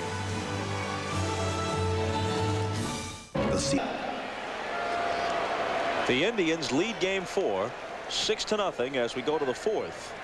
And look at this. It's actually warmed up a bit. Around 38. It was 35 at game time. And the wind chill, we're told, has gone from 15 to 19, making it downright comfortable. Take this coat off. Get rid of this shirt. Turn that guy around. There's a number on his back. It's getting to that time of the year. Deer hunting. Bonilla starts it against right and takes a ball. For whatever it may be worth, the Yankees overcame a 6-0 deficit in Game 4 of the World Series last year. The pivotal game in their series against the Braves. The one in which Leyritz went deep off Mark Wohlers. Steaming hot cup of joe favored by Devon White.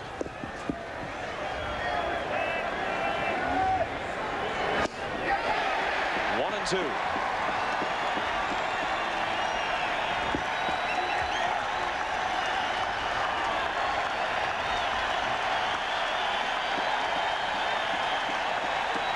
Bonilla lines one to left. Coming on is Roberts. He's there.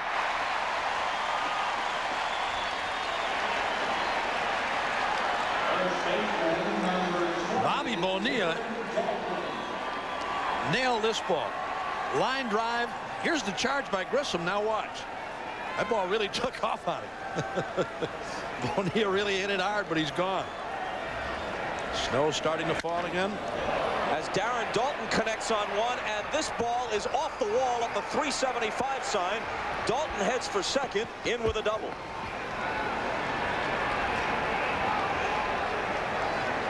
So on consecutive pitches, Bonilla and Daulton hit the ball very hard. Two balls hit very hard, as you said, Bob. This last one by Daulton doubles off the wall in right. That ball really carried Manny Ramirez. A nice play on it. Throw a little bit off target. Daulton in there with a one-out double. Daulton's had some very good swings the last couple of nights, Joe. Well, he's a very good hitter. I mean, he's a patient hitter. He knows how to get the hitter to bring the pitch to him. He doesn't go out of the strike zone too often. A ball to Moises Alou. Clyde Wright, former Angel, Brewer, and Ranger, won exactly 100 career games. Watching his son pitch in the World Series. Inside, Clyde Wright was a completely different kind of pitcher, a left-hander to begin with. And really his key pitch was a screwball. He didn't have overpowering stuff. The other day he said, you know, I'm thrilled for Jarrett, but I just wish that I could have his stuff for one day. Yep. Go to the mound one day with this kid's stuff. 3-0. He probably got knocked out in the second. No, you watched him pitch, Bob. Clyde Wright. Here's that last fastball from Jarrett. High inside fastball. Backing Alou out of there. Here it is again, riding inside on him. But Wright, the screwball, curveball, little sinking fastball. Talking about Clyde. And Alou walks on 4 pitches.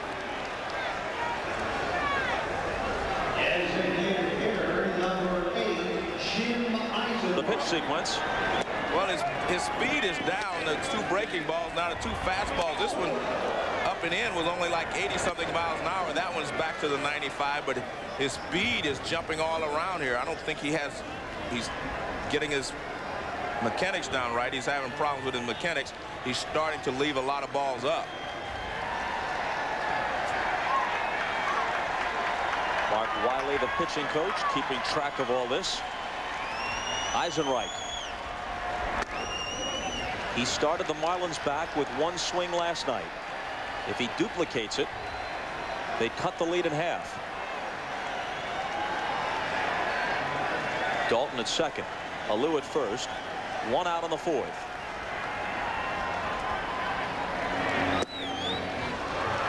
And he falls behind 2-0. Well, last night when we featured the DH for the first time, David Justice was the guy that would have gotten the nod because of what he's done all year. He hit .335 with 14 home runs. But it was Jim Eisenreich in last night's game, 2 for 3, including a long home run. And Mark Wiley out there now trying to settle Jarrett Wright down. Started with a high fastball on Eisenreich, then missed with a low curveball. And again, he's up in that pitch count. We talked about him back in the 3rd. He had already thrown 50 plus. Indians bullpen is quiet though.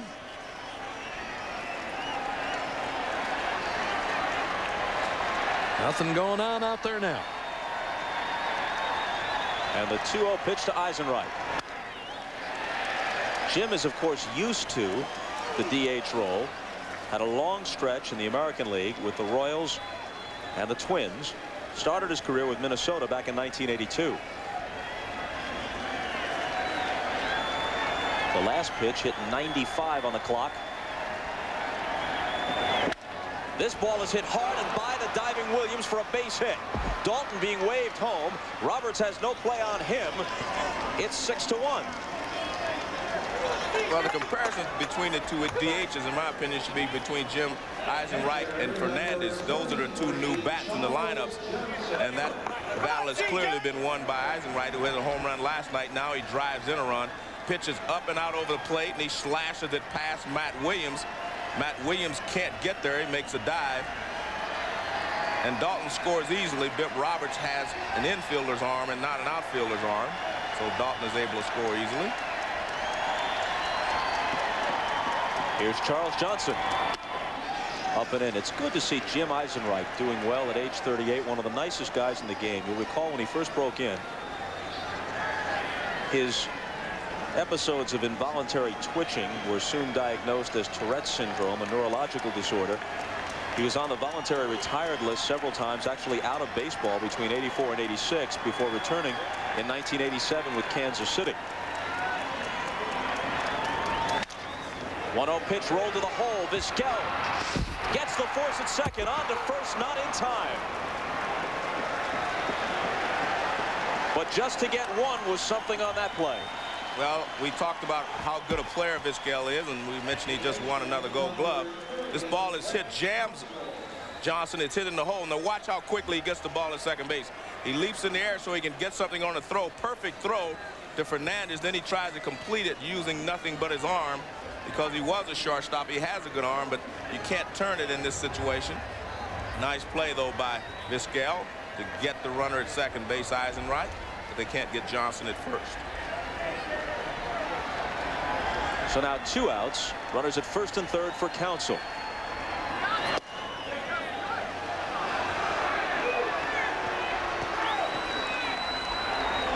Ball 1 to him to finish up about Eisenreich, who was erased on that force. The Tourette's syndrome is now under control, allowing him to play baseball for the past decade.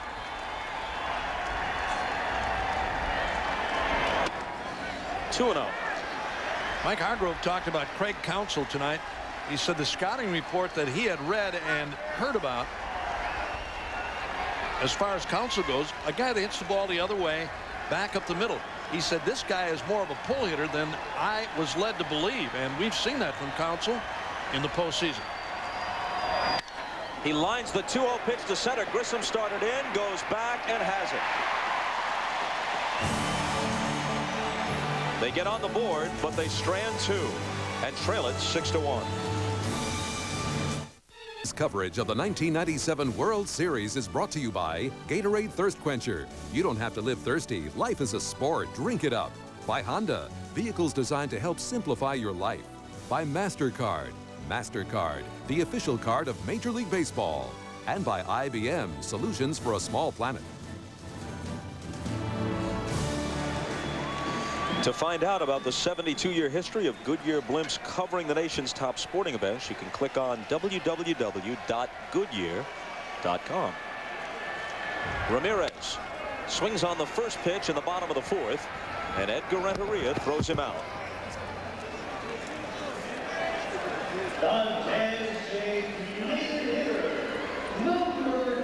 Well, the Marlins need the same kind of job from Al Fonseca that they got last night from Barrett, to hold the Indians in check and give his team a chance to bounce back, get one here, one there, and then maybe have a big inning.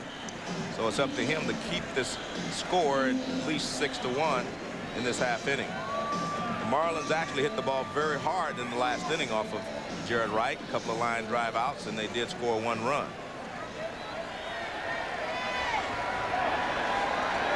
Justice has struck out and reached on an error. Inside to him.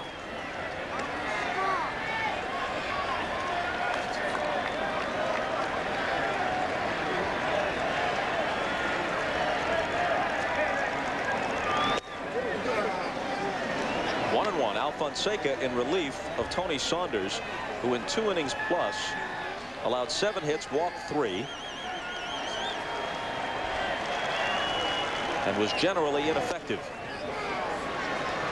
Well, he threw a fastball to Justice, breaking ball, and now a change of pace.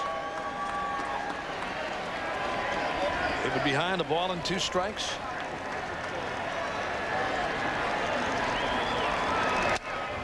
Foul back, all 6 runs. Charge to Saunders. You know, one of these times when they start to work inside or try to go inside on Justice, he gets around in there so very quickly. And he's going to go hard and deep to right. 2-2.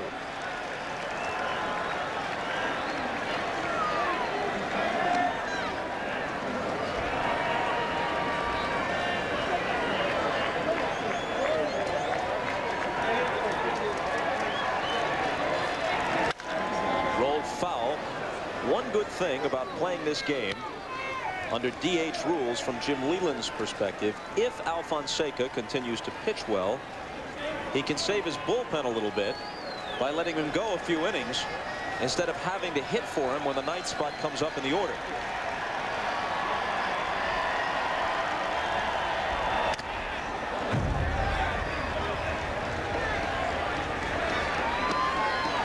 You know, a lot of catchers today have gone to that hockey style mask. In tonight's game, both Alomar and Johnson used the standard catcher's mask.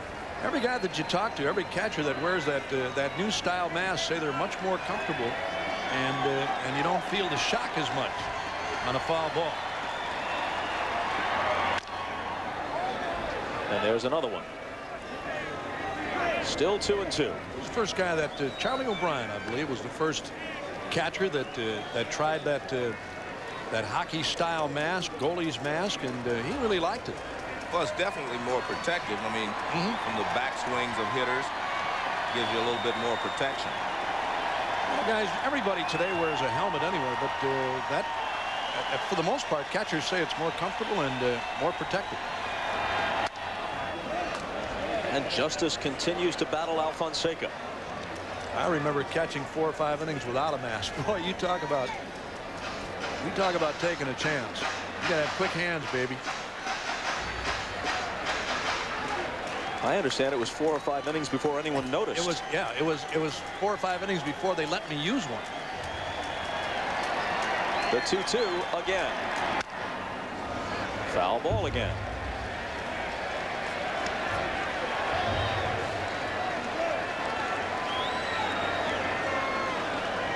This is Bip Roberts on the Indian bench, and on the underside of his cap he's written "Never give up." Another foul ball. You talk about a jam job that time. Dave Justice's motto apparently never sit down. He's up there for the rest of the night. Watch this. Inside, and he lets go of the bat. He can't hang on to it on that foul ball. He just asked the home plate umpire, was that a strike? Greg Koss says no, it was upstairs. Up and in.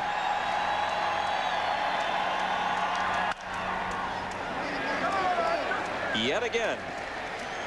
Well, he's making Alfonseca work here. It's about the 6th foul ball that Justice has hit against Alfonseca. Keep messing around in there. You better get off the inside on him. That's why Justice never has problems with left-handed pitchers. He's just as well against left-handers as he does right-handers. And that's because his approach is the same. He keeps his front shoulder in, and he doesn't pull out. A lot of left-handed hitters have trouble with left-handed pitchers because they pull their front shoulder out, and they can't handle the pitches that break away. See how that front shoulder stays in there until the last moment. He's fouled 7 consecutive pitches now. Checks his swing. They check down at third. This time Ed Montague says no, he didn't go around. Full count. That looked like a split-fingered fastball from Alfonseca. Down it goes, and Justice on a check swing, and he did. Look at David Justice take that front hand off the bat to show everybody he's in control. Yep. Yep. Not that time.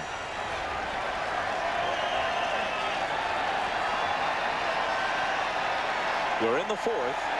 6-1 Cleveland, trying to get even in the World Series. And finally, Alfonseca strikes him out.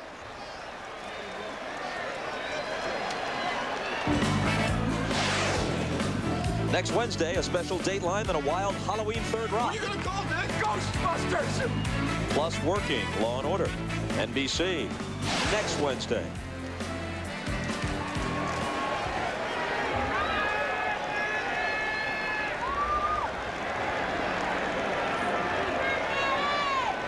Alfonseca has now struck out 3 since he came in the 3rd.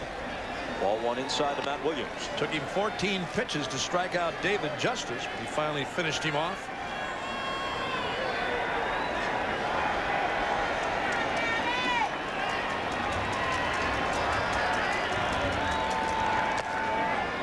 2-0 to Matt Williams, who has singled and walked from a distance. If you didn't see Matt Williams play every day and you just looked at his stats, you jump to the conclusion that he was a long ball threat and nothing more. But he's a Gold Glove third baseman, and although he wouldn't win any track meets, he's a very smart base runner.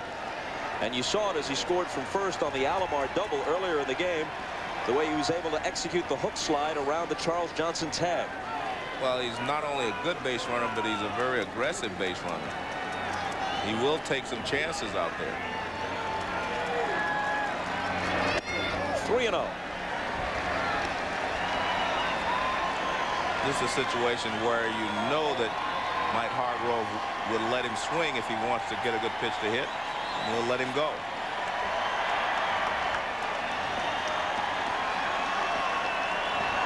He is swinging. He shatters the bat, and it's a base hit by Bonilla. And you can see how Bonilla is struggling out there. Well, the surprising thing to me is that more right-handed hitters against Tony Saunders didn't hit balls his way. But see, Bonilla, I don't know if he saw the bat first coming towards him, and then because he got a late break on the ball and he wasn't able to get there in time. You know, it almost looks like these bats, because of the cold weather, are becoming brittle. It didn't look like Williams hit that ball all that bad. All of these guys, most of them, the power hitters anyway, use that bat with a very, very skinny handle. And if you don't hit it right on the meat, it has a tendency to break like that. But again, this cold weather, if it's a factor or not, here it is. Watch this. Williams doesn't hit this ball on the meat. He hits it right off the end of the bat, and look at that barrel end fly down towards Bobby Bonilla. Right above the hands. Now the 0-1 to Alomar with Williams running. Here's a high drive, but foul.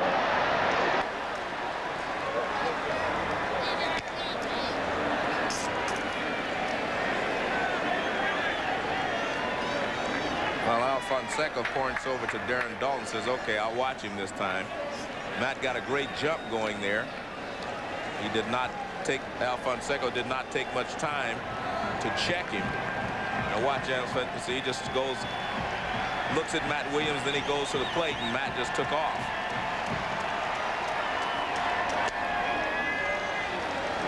Fastball high, 1-2. Straight steal that time by Williams. He never looked back at home plate. I mean, he lit out for second. Never took his eye off the bag or the runner. I should say the fielder covering. That would have been Renteria. Pitch fouled off. 2 balls and 2 strikes. I am amazed at the patience that these Cleveland Indians hitters have shown tonight. I mean, that pitch there, just barely off the plate with 2 strikes, and he didn't go. They have made the Marlins throw a lot of pitches in the strike zone, and they've been able to take advantage of it so far. A lot of patience. And a full count to Alomar.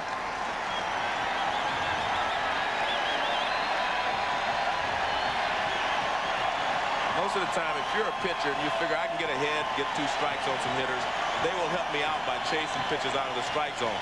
That has not been the case tonight. Cleveland is locked in on nothing but strikes. Williams will be running from first with 2 out. And Alomar bounces it foul.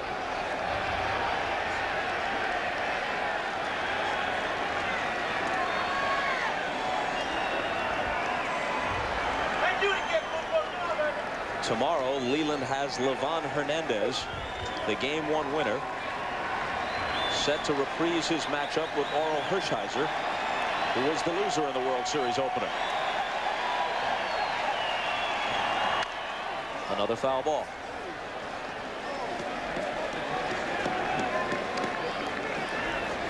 Here's the way it looks. Second time around for all these matchups. What do we think about Nagy and Leiter in a Game 7? Well, but I hope it's not like last night. Cold weather. 17 walks. They started their path anyway. Well, it'll be warmer at least. Right.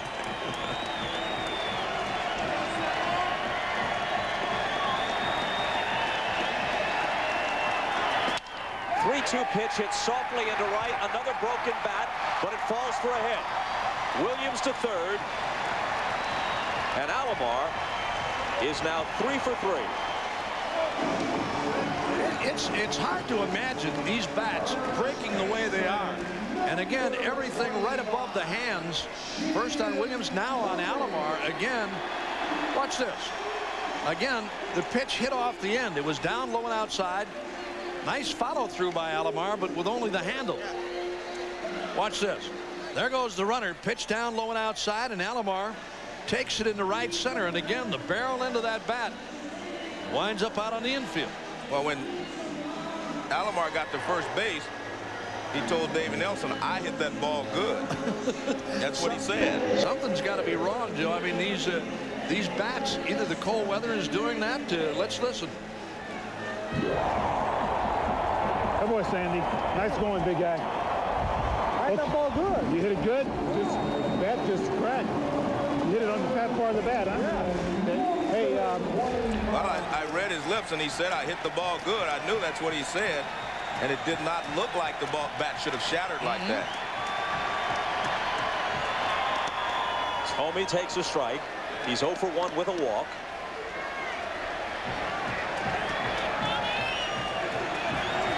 Williams at third. Alomar at first with 2 out.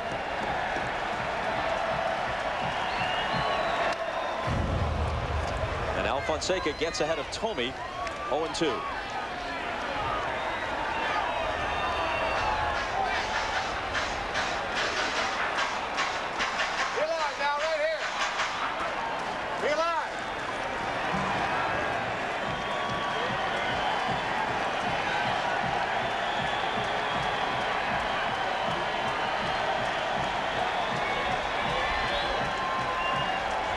Alfonseca's 0-2 pitch. Now, in the past, a lot of players have complained that the wood was not as good as it was, say, 4 or 5 years ago. They were running out of white ash is what they used in the bats a lot of times. And now they're using a lot of different models of bats, a lot of different companies making bats. And sometimes that wood dries out and it will shatter. And this cold weather doesn't help it.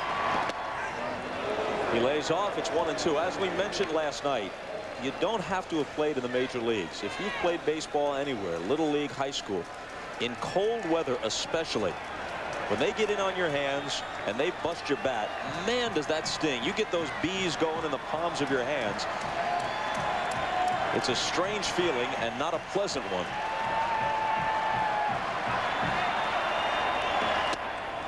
Two and two. I think it helps a little bit today, Bob, with the hitter's gloves that these guys wear, and it does take a little bit of the bite out of there. But yeah, you hit one off the end. I even think sometimes when you hit one off the end, it stings you a little bit more. I mean, it jars you more, and down around the handle they sting. Yeah, absolutely.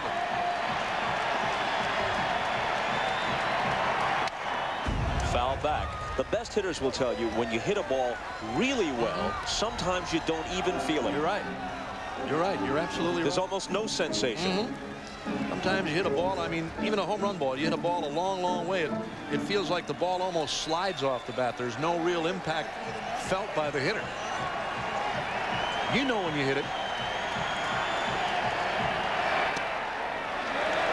Full count to Thome. They're not swinging at anything out of the strike zone. Here's a look at Thome's bat. You see these different models. His end of this bat is hollowed out. You know, the barrel end. We call that cup in the bat. The reason for that is you can get a heavier bat with better wood. You cup it out and it swings like a lighter bat, but it has the great wood in it. See that hole right there? That's what it is. That's called a cup. And he finally strikes him out with a high fastball to end the inning. The Indians don't score and still lead at 6-1. Of the World Series on NBC Sports.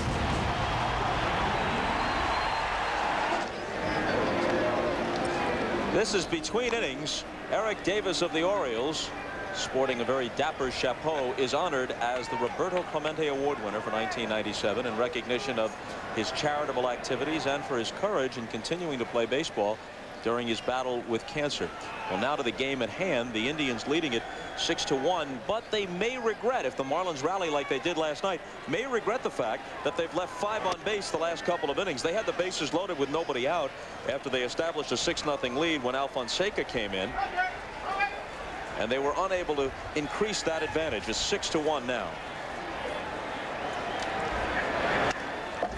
Things have kind of slowed down for the Indians, but Jared Wright is still throwing well in the 90s. Working into the 5th inning here. He's thrown 78 pitches through 4+. They had better swings at him last inning than any time in the ball game. He's struck Devon White out both times he's faced him. I still think Wright is capable of 90+. I'm talking about 94, 95. There you see it right there. I think every once in a while he pulls back on that fastball. Not a straight change. He'll take something off the curve, but he's still capable of throwing in the high 90s. 3-2.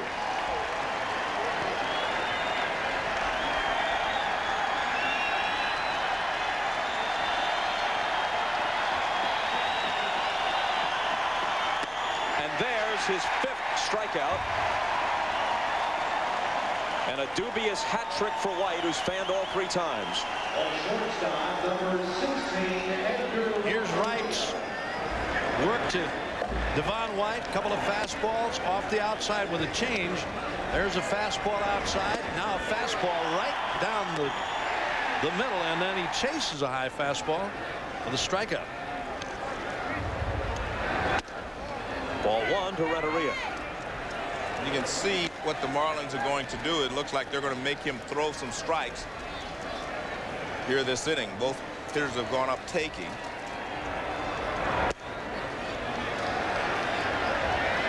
Jared Wright really established himself in September of this year when he beat the White Sox twice in the space of a week, and that just about finished Chicago in the Central Division race.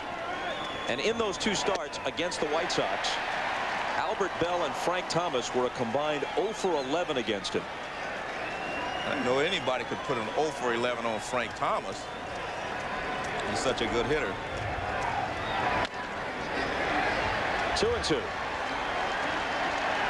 But if I was that young kid, I'd beware next year.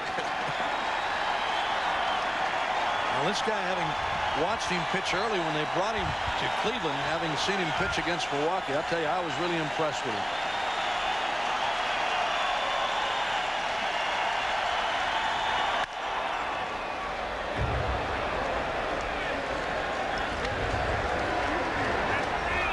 Still 2-2 as Renteria slices the fastball into the seats.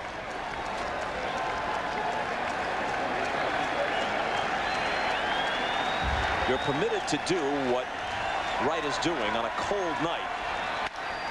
In the air to right. Ramirez has it lined up. You can't go to your mount, but you can blow on your hand without leaving the mound when the weather conditions are like this, just to get some warmth. As long as you don't stick your fingers in your mouth. You're right, Bob. Matter of fact, last night during the game, everybody that worked in the game talking about the pitchers said that it really wasn't all that bad as long as you're able to blow on your hands, get a little moisture in there, and nothing big enough where it's going to make the baseball do funny things, but just to get a little moisture and stickiness on your fingers so that baseball doesn't feel like glass. Now Sheffield, who's walked and struck out, hitting in the circumstance that Cleveland prefers, with 2 out and nobody on base.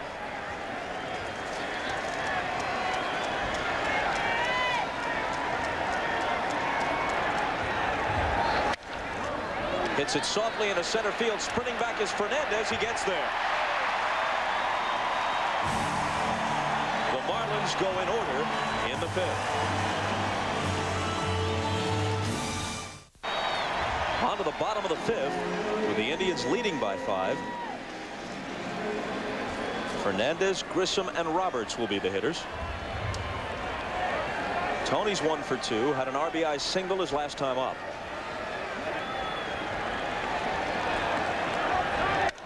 And he swings on Alfonseca's first offering. Pops one toward Alou.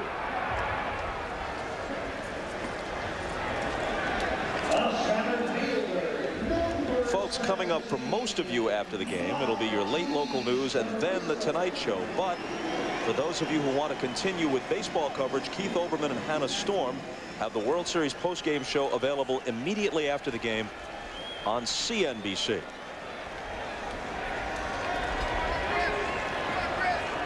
Grissom's 0 for 2. I don't know if Moises is confused or not. He has a glove on his hand in the outfield, and he doesn't wear hitting gloves when he goes to the plate. And Grissom jolts one to left center field. Alou going back. White is also there, and at the fence, White leaps to make the catch. That's the second time Grissom has driven one to that very part of the ballpark. And Devon White with a good jump on this ball. As he got to the warning track, he knew he was in range to make the play. Here it is one more time. This pitch is upstairs, and Grissom got around at it. Driving this ball to deep left center. There's Devon White. He hits the warning track at the fence and makes the catch. The wind is definitely knocking that ball down in left center field. Bip Roberts 1 for 3, a double in between 2 strikeouts. Again, Devon White, he's in cruise control now. He knows he's got room. He took a look at the wall, knows he's got room, and makes the catch.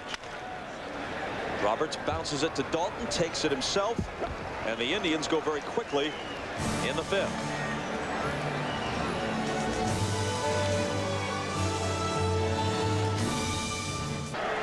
A Tribe fan with an artistic bent.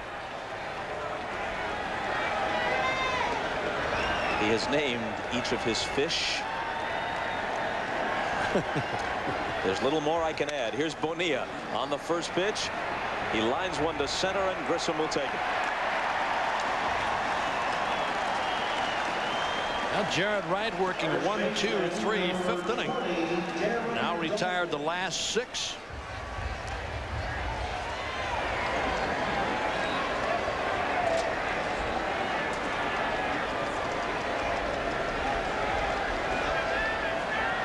Dalton had a double off the 375 sign in right his last time up. Takes a ball. You know, no matter what you say about this kid tonight, Bob, and he's thrown a lot of pitches. He's only allowed 3 hits in this game. He's walked 4. Actually walked 5. But I mean, still in here in the 6th inning and still throwing hard. Hargrove said maybe 7 innings out of him tonight, maybe even 8.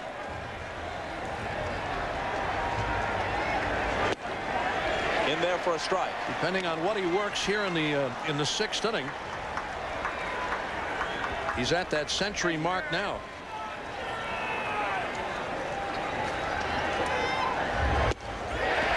Two and 2.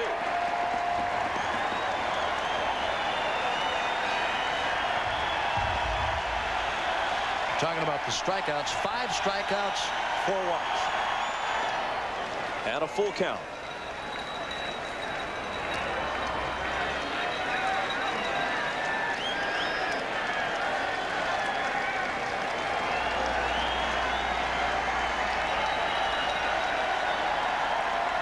Moises Alou on deck. Ball 4. And now the strikeouts and walks are even.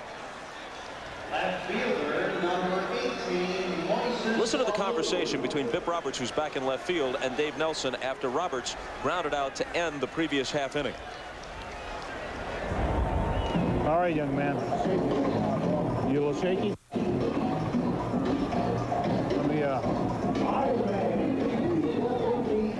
For more on that, let's go to Keith Olbermann. Keith? Bob, Dave Nelson has elaborated on that here in the Indians dugout, and it is early signs of flu for Bip Roberts, or flu-like symptoms in the head and the stomach, Bob. But for the moment, he stays in. Striking a Napoleonic stance in left field. Hand tucked in shirt.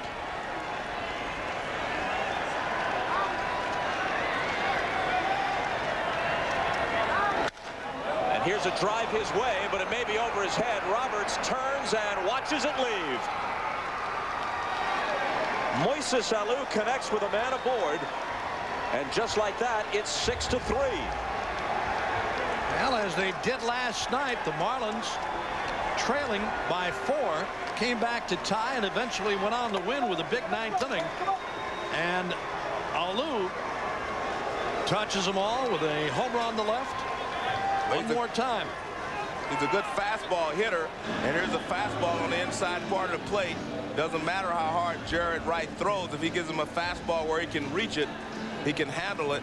And it was interesting because Moises Alou wears a batting glove in the outfield and none to hit with. And there's the bench. They get excited because they're right back in this ball game. And with one swing of the bat, they figure they have a chance of winning again. Mike Hargrove told us tonight about the big leads early in the game. He said, I hate them. I don't like them. He said it seems as though there's a bit of a letdown if you get that 3-4 run lead early in the game. He led 6-0 after 3.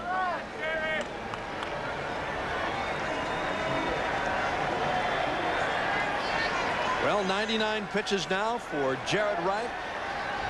Hargrove talked about 100 to 110, the possibility for him. There's action in the bullpen for Cleveland.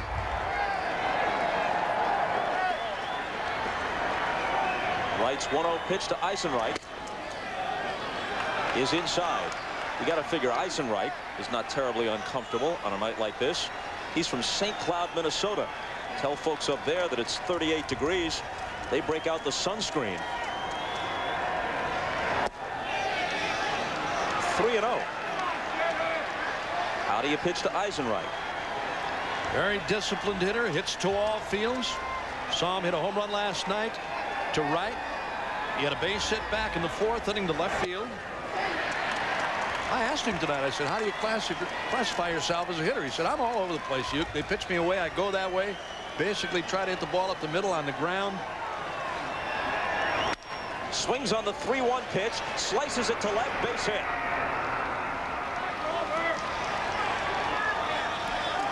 Well, you can hear some grumbling in the stands now. People hollering, get him out of there. And again, Jimmy Eisenreich with a base hit. Only one man out. Here it is again. Fastball out over the plate. He knocks it into left center field for a base hit. Well, as they did last night, Marlins mounting a charge here in the 6th.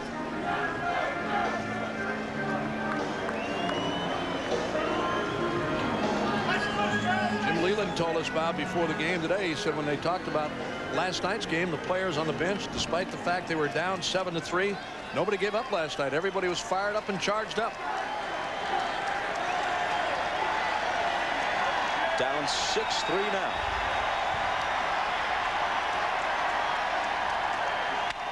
Johnson lines it to Thome. It's going to be a double play after this little do-si-do with Eisenreich is over with. So they settle for 2 on the homer by Alou. Thome holding Eisenreich, and then when Johnson lines it to him, Jim is stranded out there, and at first he says, I'll try to evade him, and then, well, who am I kidding? Well, this is not a bad base running play by Eisenreich because the ball's hit behind him and there's nothing he can really do. He can't outrun the baseball, and he took his normal lead and the ball is sliced behind him. So no place to go. That's just bad luck if you're Jim Eisenreich on first base. Here's the new Marlin pitcher, 37-year-old Ed Vosberg.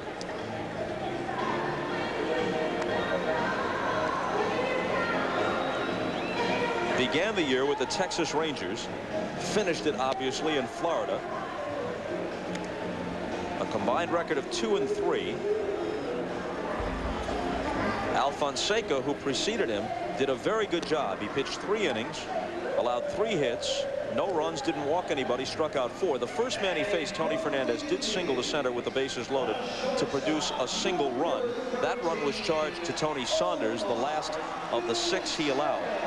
But Al Fonseca, a bit like Felix Heredia last night, comes in and keeps it reasonably in check to give his team at least a chance to stage a comeback. Well, he did a great job. I mean, just like Heredia last night, he held them in check, and now they have an opportunity. They have 9 outs left. They still have a chance to catch up.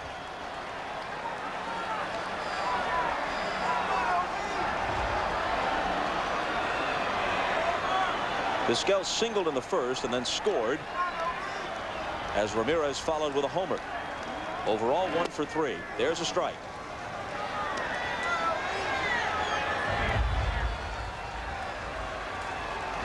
Ed Vosburg not considered a real hard throw, although that last fastball in the 90s. You gotta believe they're using a fast gun here. I don't remember Vosburg throwing in the 90s. Base hit.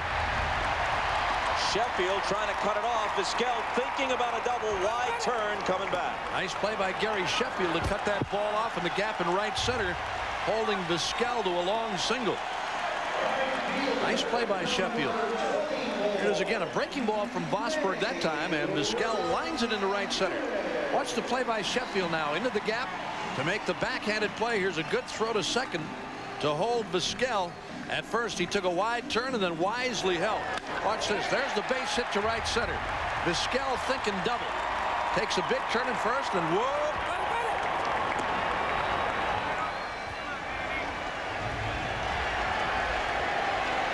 Devon White right behind Sheffield. Alphonse and Gaston. I got it. You got it. Just in case Sheffield missed it, Devon White was going to hold the Vizquel at first with that phantom throw. Little outfield pantomime. Dalton's able to pick it up as the pickoff throw got away. Well, one throw got away from him on the first base side. This time this one is on the inside of the bag, and he throws a shoulder block into Vizquel and goes after the ball. Vizquel, a relatively small guy, has no chance in that one-on-one with Dutch Dalton. He could have gotten steamrolled.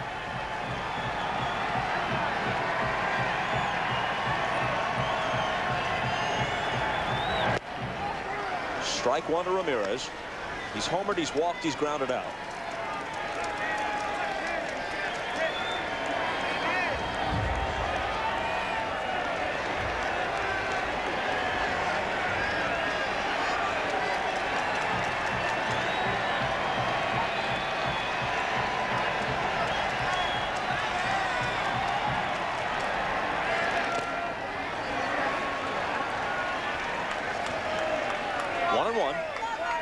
Manny Ramirez back in the first inning against starter Tony Saunders. Got an off-speed pitch and hit it out of here in right field. He went right along with it, and he gets almost the same kind of stuff from Eddie Vosburg. There it is right there. Tony Saunders threw an off-speed pitch down low and away, and he hit it out of here in right. Get basically the same stuff. Now Charles Johnson wants to talk things over with Ed Vosburg. Vosburg, breaking ball, change up. He's got a curve change, fastball that'll run away from a right-handed batter.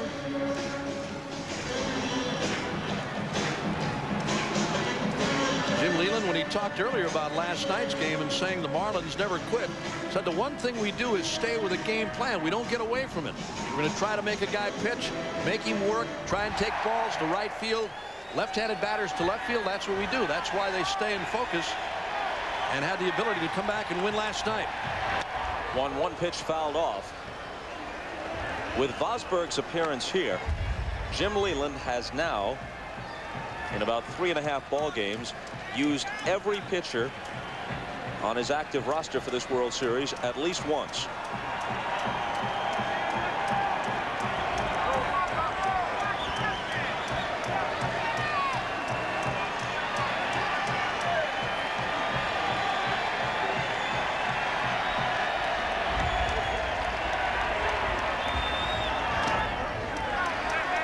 Talk about a guy who's been around. Vosburg is 37 years old, came up to the majors in 1986 with San Diego, then disappeared to the minors until 1990 when the Giants brought him up. Back to the minors again before reappearing with Oakland in 1993. In fact, part of that time he was in Italy. He pitched in Italy in 1992. Then the Rangers picked him up in 95 with them until he made his way to the Marlins.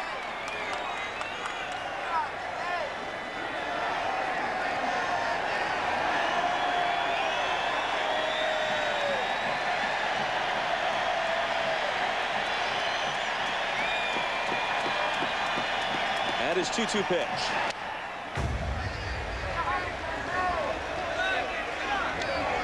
You can tell just the way that Manny Ramirez approaches the ball. He likes the ball out over the plate, likes things out away from him. He doesn't like the ball, fastballs in. Watch how he goes.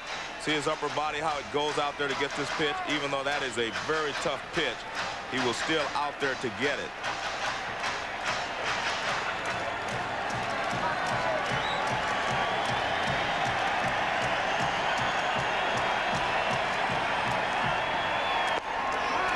Full count.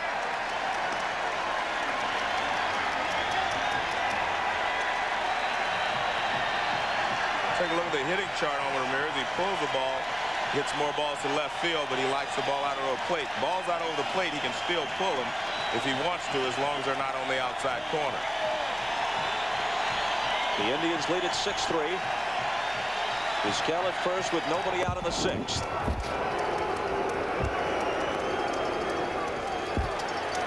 Because his team has not scored any runs since the 3rd inning, you can almost expect for Hargrove to try to do something here.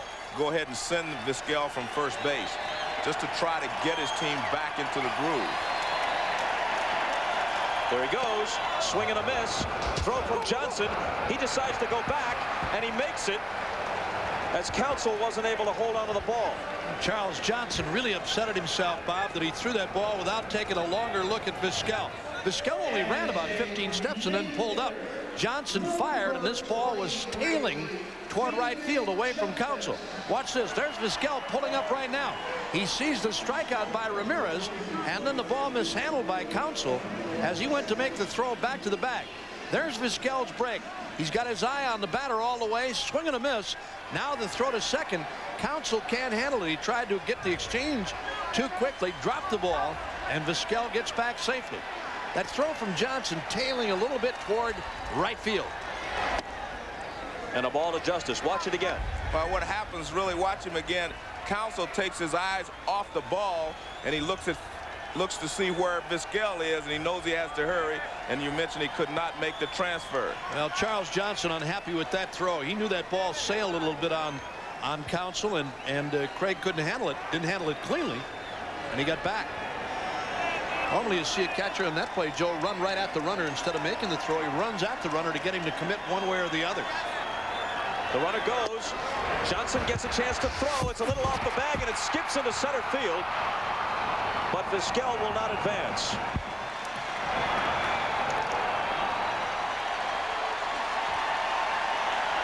So a straight stolen base, and obviously no error because there's no advance beyond second. Now that's not a bad pitch for Johnson to throw on, but he threw that ball on the shortstop side of second. There you see Vizquel getting up with the play, run down in center by Devon White. Here's Vizquel again with a head-first slide. Renteria can't make the play. Throw on the other side of the bag. And Johnson, kind of surprising tonight. There's a couple of bad throws back-to-back, one tailing one way. He threw the other one in the left center field.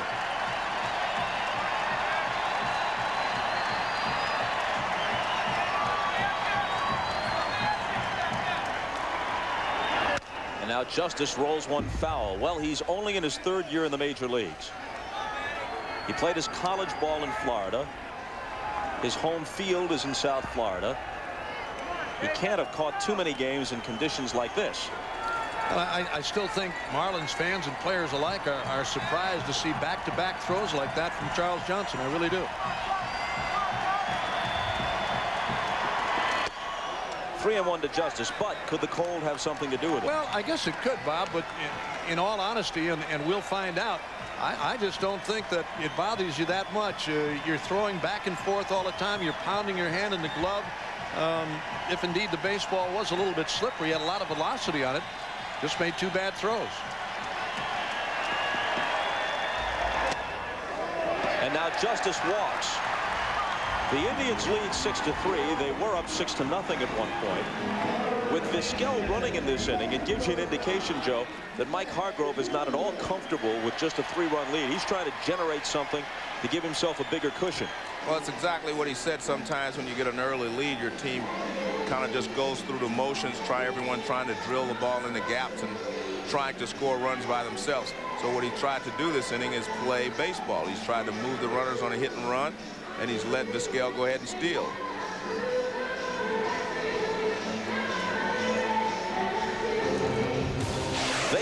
A serial killer was on the loose. I don't think he's human, and he's taking out my city. The only explanation was impossible to believe. It's the House of Frankenstein, 1997. NBC, Halloween Sunday. I find it all impossible to believe.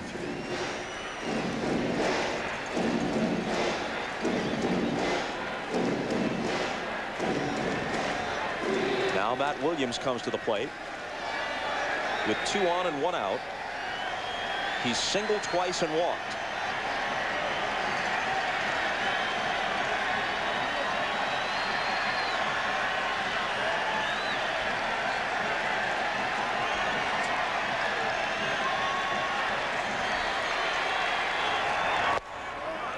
And a ball. For those of you scoring at home, and I wonder how many people still do that, just for the record, on the play where Ramirez struck out, Johnson's throw sailed and Vizquel appeared to be hung up, but counsel couldn't make a play.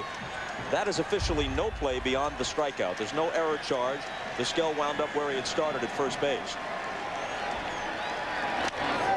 Foul to the seats. And Devon White saved an error on the overthrow, or the bad throw to second by Johnson. And he backed up that play in center and held Vizquel at second base after the steal.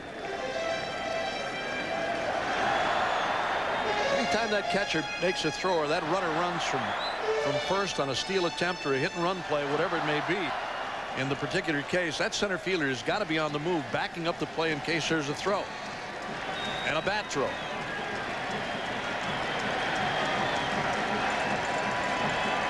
The 1-1 pitch. Misses. I remember as a kid listening to a game, I'd hear Red Barber or Mel Allen say, for those of you scoring at home, and I always felt like I was a slacker. I mean, I thought I was a pretty good fan, but seldom was I really scoring at home. You're not jumping in here, you. Well, you're not helping me at all. Huh? That play there, I was 8 years old. Inside 3-1. And you still are.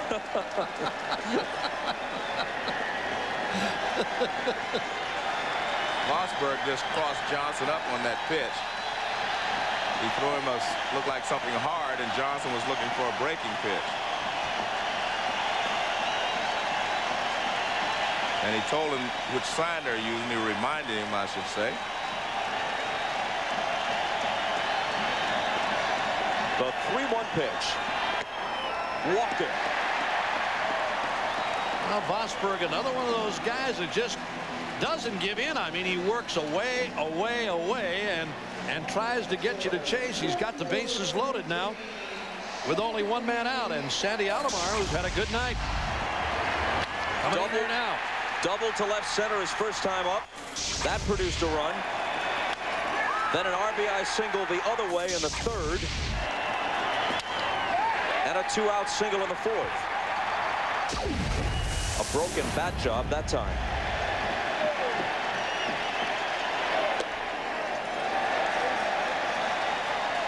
One and 0. I don't think we can say enough about these Indians hitters tonight and their patience. No one is swinging at bad pitches. Matt Williams took ball 4 there. Alomar takes a pitch just off the plate. No one's overly aggressive and swinging at pitches out of the zone. 2 balls and no strikes with the bases loaded and 1 out. And if you're just tuning in, yes, that's snow. Well, earlier tonight, it really snowed heavily here in Cleveland. Nothing that really stayed on the ground, but batting practice had to be stopped for a little while. Both clubs did hit tonight, despite the fact that it was very cold. It snowed very hard earlier, and then things backed off. But it's been on and off all through the game. There were showers of snow here and there. 2-0 pitch. Rifle down to Bonilla, who makes a fine play. Steps on third. Throws to Dalton, who can't handle it. Trying to get the double play. And so a run scores. Nice play by Bonilla. He had a tough run to get to the bag. Then he had to throw off balance. So he just kind of drops down, comes up with it. Now watch. He steps on the bag, throws off balance, and the throw is up the line. Dalton tries to catch it and tag Alomar as he goes by, but not able to do that. You see not a lot of range there from Bonilla, but he does come up with it. He steps on the bag, and his throw is just offline. He doesn't come home with the ball simply because he thought he had a chance of getting a double play on the slower catcher running, but the throw you can see is offline. A good throw and he would have had it.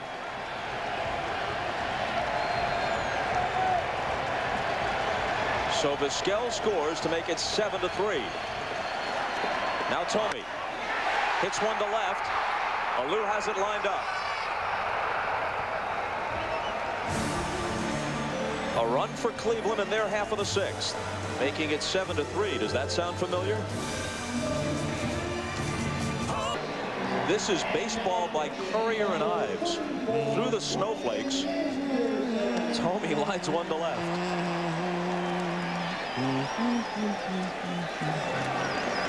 And as best we can read it, the temperature around 37, 38 degrees. It's not bad. Not too bad. New pitcher in shirt sleeves, Brian Anderson. What is it with all these guys without the long sleeve shirts? We asked Jim Leland about that tonight. He said, really? I didn't notice. And a new left fielder, Brian Giles. As we noted earlier, Bip Roberts wasn't feeling well. Early onset of the flu, it seems. And so Giles replaces him in left.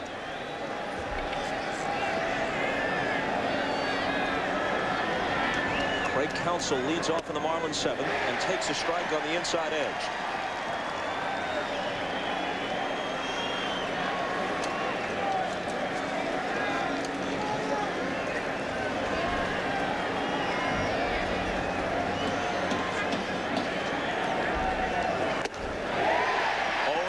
Last night, the Indians led 7-3.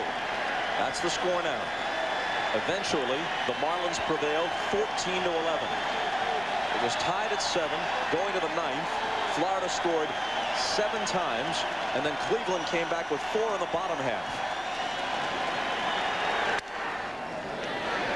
Hop toward short, Vizquel. Saw Mike Hargrove after Anderson got to 2 strikes on Counsell. Read the lips of Mike Hargrove, said, come on, B. That's what he said. Told us earlier, we talked about it, the fact that he doesn't like big leads early in the game. Got that 4-run lead again tonight. 1 down here in the 7th.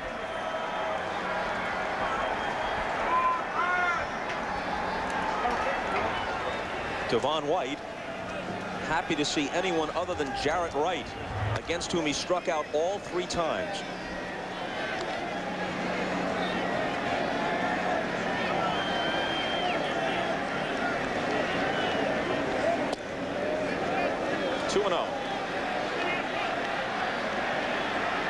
So Wright worked 6 innings, gave up 3 runs on 5 hits, leaves leading 7-3.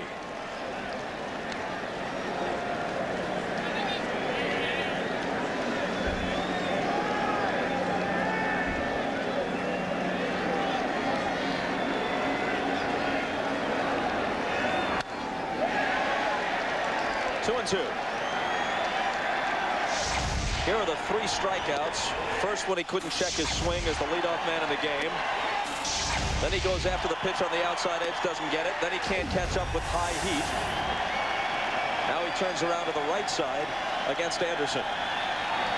And strikes out against him, too. Wow, beautiful change of pace that time from Anderson. Look once again, the sequence off the outside corner. There's a fastball.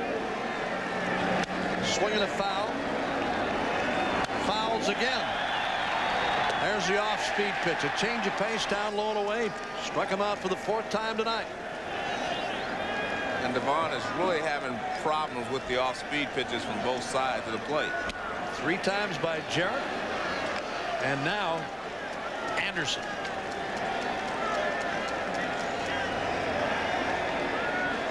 Renteria bats with 2 outs and nobody on and takes a strike.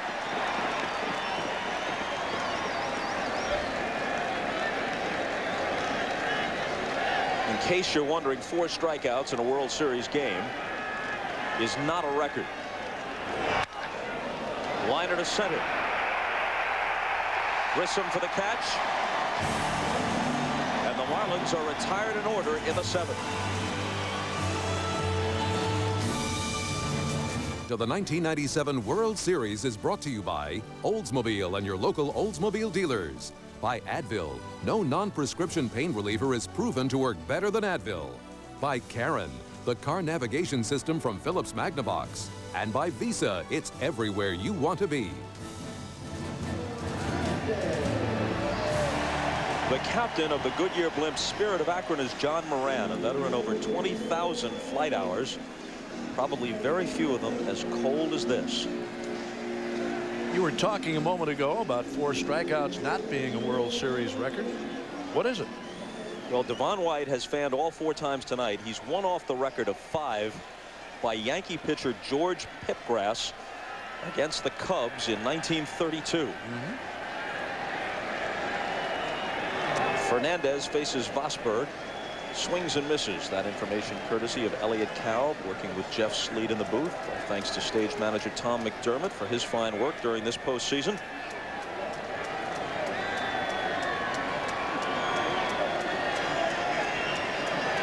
(7-3) Cleveland.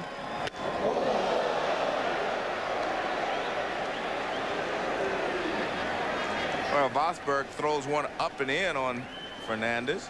Fernandez went out and swung it to curveball, so he comes back inside with a fastball.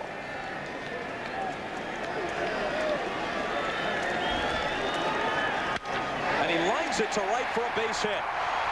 Sheffield toward the line. Fernandez a wide turn, but he's content with a single.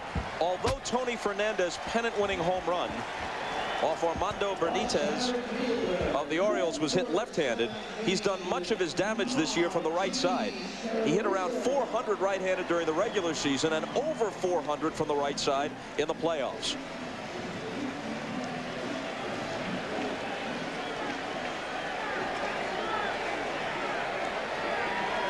Now Grissom with his World Series hitting streak on the line. He has twice flied to very deep center.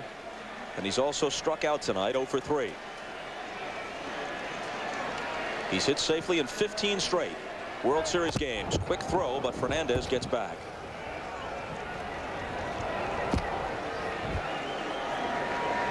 Tony Fernandez has proven that he can be a very valuable player on a ball club, although he would love to still play shortstop.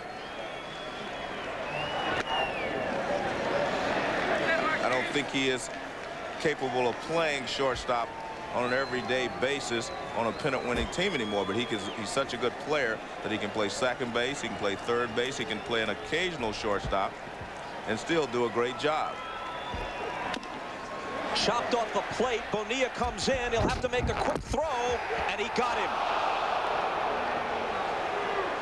Grissom nearly kept the streak alive with an infield hit.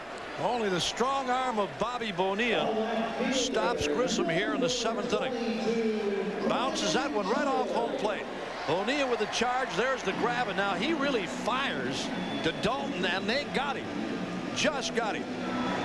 Watch this, right off home plate. Big bouncer. Bonilla the charge. Grissom busting down the line. They throw him out by a half a step. So Marquise is 0 for 4.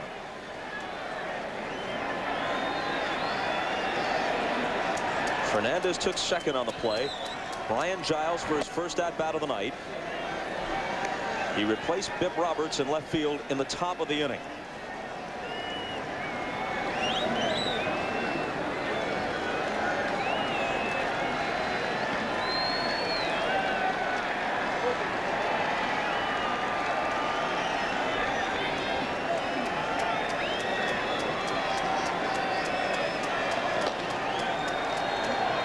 Jay Powell up in the Marlin bullpen. Giles hits one into center field. Devon White coming on, can't get there. Fernandez waved home. It's 8-3 on the hit from Giles. Excellent base running by Tony Fernandez. He looked to see where the outfielders were playing before the ball was hit, and he knew that left center field was open, and there was no way that Devon White could get to it. Giles fights this fastball off on the inside part of the plate and sends it into shallow left center field. But Tony Fernandez, you can see he's running all the way. He knows that that's a base hit. All base runners should check the outfield to see where the outfielders are playing when you're at second base. Well, the Indians bench again. They're up by 5 now at 8-3. Big base hit by Brian Giles.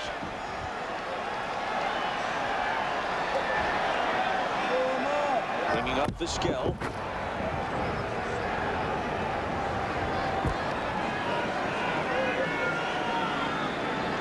So Fernandez singles, takes second as Grissom bounces out and comes home on Giles' soft single to center.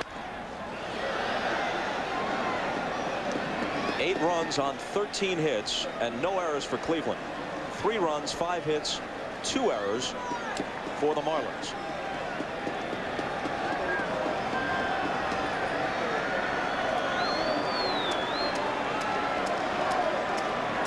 Tomorrow, Hernandez against Hershiser in Game 5.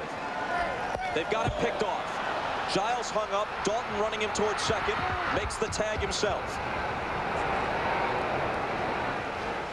Good play by Darren Dalton here as he ran Giles towards second. He kept faking. He kept faking as if to make a throw. Here's the pickoff. Giles is a dead duck. They've got him. Now Dalton chases him toward the bag. There's a couple of fake throws, and he finally puts the tag on Giles. Didn't have to take a chance on making a throw. Here it is again. They got him. Had him picked off a mile. Giles heading towards second. There's Dalton with the tag. Second out in the inning. Normally on a play like that, you like to run the guy who's in the rundown back to the bag he came from, back to the base he came from. But in that instance, Darren Dalton ran him down. Mike Hargrove just said to Brian Giles, good move. At least it gets you in out of the cold. Good move, huh?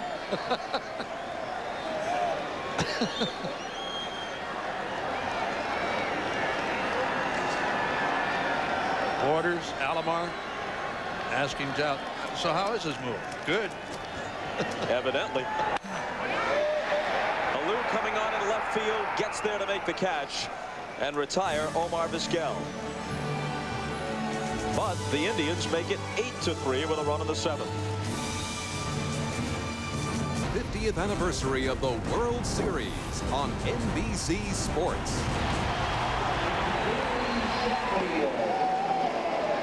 Last night, the Indian bullpen failed Mike Hargrove for the first time in recent memory. Tonight, trying to protect what is now an 8-3 lead as we move to the 8th. He's got the right-hander Jackson and the left-hander Assenmacher up.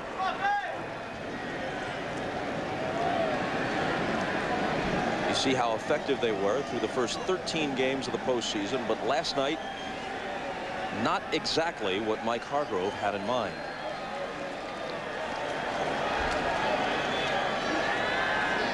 Sheffield leads off in the 8th.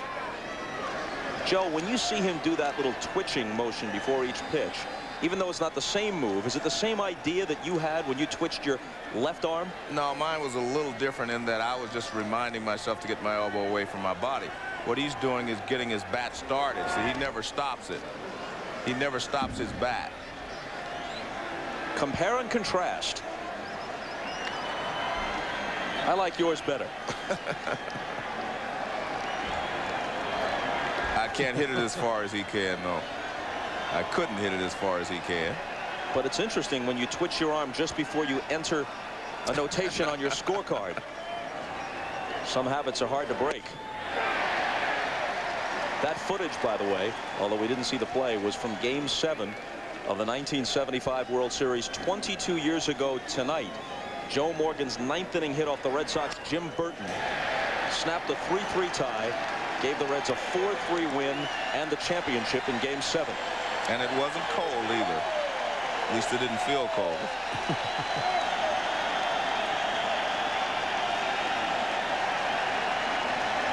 Well, it's cold and it feels cold here, and it's snowing. And the 2-2 to Sheffield. Tomorrow's supposed to warm up. Actually, they say in the 50s tomorrow, with a slight chance of some precipitation, but nothing major. Should be all right tomorrow. Good, because I understand had this continued, they had planned to replace the 7th inning stretch with the 7th inning Iditarod. Plenty good. Another 2-2 pitch, and Sheffield is gone.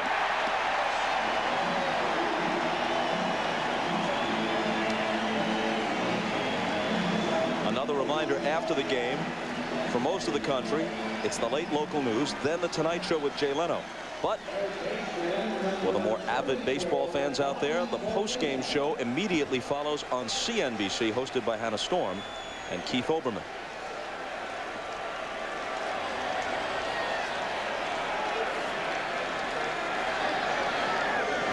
Anderson to Bonilla, fouls it back for strike one.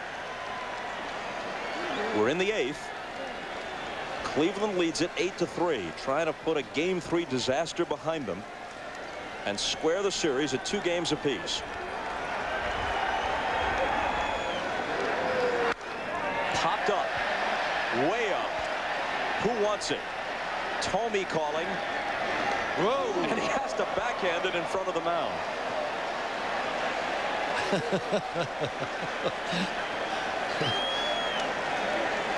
Jim Thome just said, I called it. I called it. I called it all the way. Williams was coming from third. This is a towering fly ball off the bat of Bobby Bonilla, fighting the snow. Thome said, I made the call. I called it. Made the backhanded catch with Williams right alongside of him. Another one out of play. Yeah, but usually on those high pop-ups on the infield, you let the Gold Glover take it. And Williams won another Gold Glove. Look at Jim Thome. Piece of cake. Hit hard through the middle.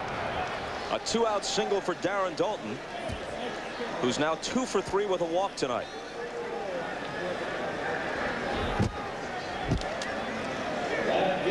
Well, he tries to get a fastball in on Daulton. He doesn't get it in far enough, and Daulton just slaps it back through the middle for a base hit.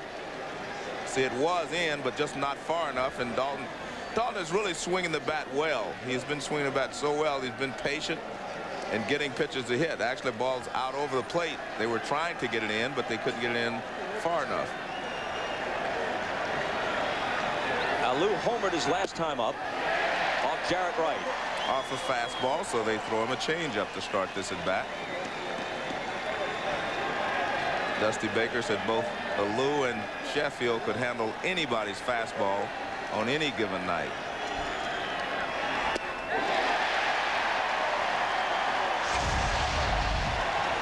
Here's his home run, fastball in, and he drills it over the left field wall. That's against the wind, and he still got enough of it to get it out of here. But he's really swung poorly at these changeups that they've been throwing in the last couple of days. Anderson ahead of him 0-2. He reaches for it, pops it wide of first. Thome leaning in and making the play.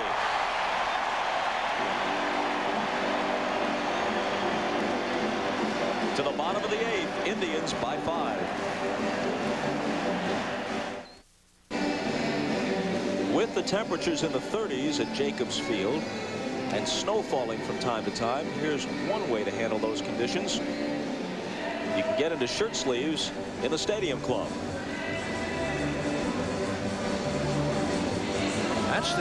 That's the restaurant area in the main lobby here at Jacobs Field. When you come into the ballpark, area downstairs that has an excellent seating section for watching the game on TV and sipping your favorite beverage, knocking out your favorite food. Nobody's cold in this house. Oh, really? Jay Powell, who facially resembles the closer Rob Nen just a bit, comes in to work the bottom of the 8th.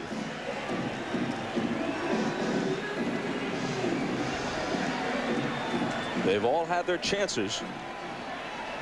Cook and Nen have been the key guys, and Heredia was very important last night, keeping them in the game and giving them a chance to peck away and come back. Ramirez is the first man up, taking a ball. Since homering in the first, Manny has walked, grounded out, and struck out.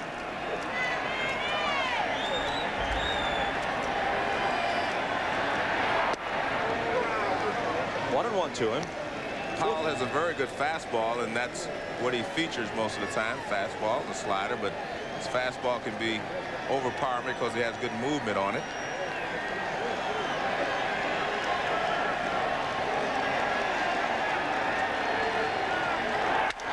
Line drive, Renteria knocks it down. Does he have time to make a play? Yes, he does. Well, that is not the conventional way to make that play. You wonder whether he had enough viewing room beneath the mask he's wearing. Ordinarily, when you see a guy outfitted like that, your first response is just to raise your hands and give him the key to the safe. That's right. He jumps for this ball. He jumped for this ball, a sinking semi-liner off the bat of Ramirez, and luckily enough picked it up and threw him out. But hey, you can have all the cash, just don't shoot anybody. I guarantee under that mask he's laughing.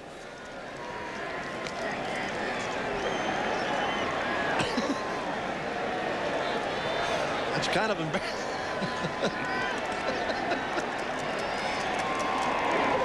That happens a lot of times. I mean, it happens to infielders. You think that ball has really hit at you, Joe. I mean, you've seen it a lot of times. I know that. I mean, sometimes it is hit very hard and has that sink on it. Those guys jump up in the air and it hits them in the chest. 3-0 now to David Justice.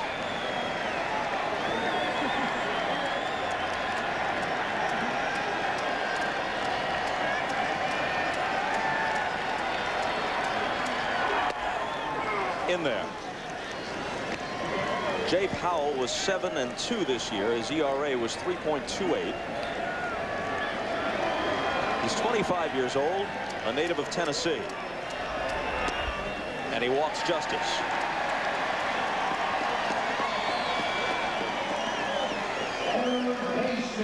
We know for sure we're playing tomorrow night at 8 o'clock Eastern Time. Lovan Hernandez against Oral Hershiser. If the Cleveland lead holds up in this game 4, we know for sure we're playing on Saturday at Pro Player Stadium in Florida. There's Hershiser, the game 5 starter for the Indians. That was the worst outing of his postseason career in game 1 of this World Series. Only his second playoff or World Series loss, bringing his record to 8-2. And this is a long drive to left, and it is gone.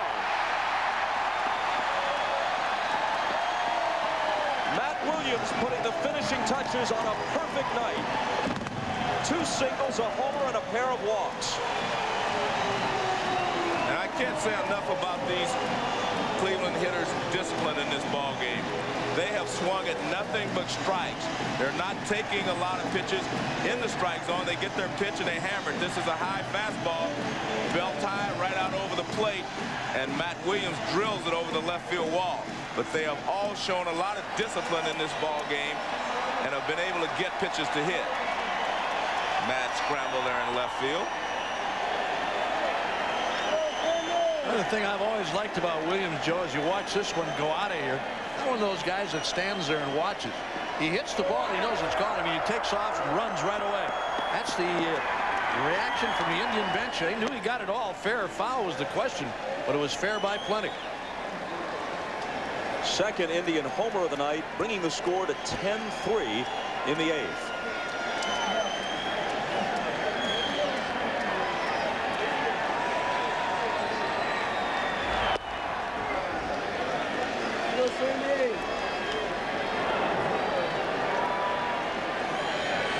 A lot of runs being scored in the last couple of games here at the Jake. 38 of them combined, 14-11 last night. Now 10-3. 14 hits for the Indians, 3 runs on 6 hits for Florida. Somebody just asked Williams, did you get it all? He shook his head no. But I got enough of it, buddy. Hershiser and Giles.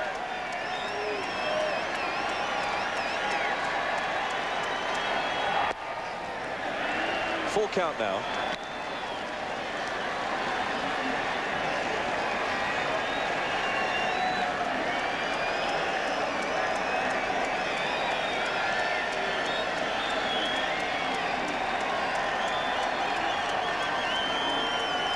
Amazing thing about this series, the Indians scored 21 runs and are probably lucky to get a split. Happy with a split thus far. Bouncing ball knocked down by Powell. He recovers to retire Alomar. So Sandy is 3 for 5 on the night. Figure 21 runs would get you a couple of wins. It didn't. 14-11 last night, 10-3 tonight.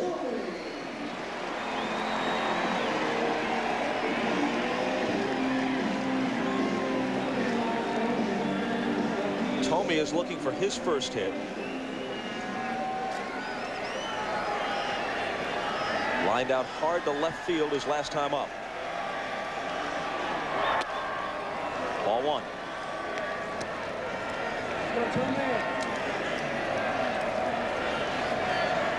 Well, the Marlins got back to within 6-3 in the top of the 6th after the 2-run homer by Moises Alou. But the Indians got 1 on the 6th, 1 on the 7th, 2 more on the Williams homer here in the 8th to build it back to 10-3.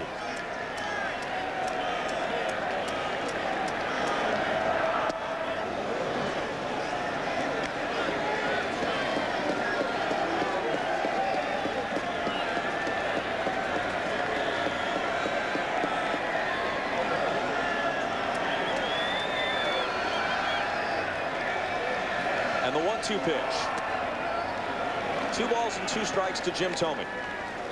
The only Indian I can remember going out of the strike zone with 2 strikes was Justice when he struck out in the 4th inning. But other than that, they have stayed right in the strike zone. Hit through the middle, and Thome has his first hit of the night.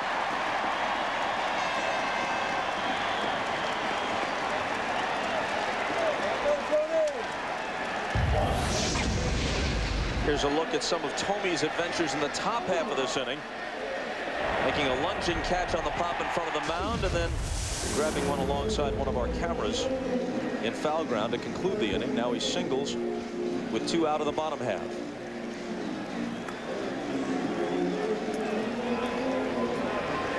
Now Marquise Grissom is on deck, making this a somewhat important at-bat for Tony Fernandez. If, with 2 outs, Fernandez can reach and prolong the inning, Grissom would have a chance to extend his World Series hitting streak.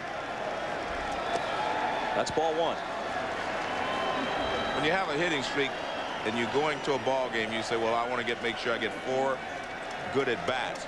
He's had 4 at-bats, but obviously he's hoping to get 1 more, but he has had 4 at-bats in this game. By that I mean you don't want to walk twice and go 0 for 2. He is 0 for 4. So he's had his opportunities.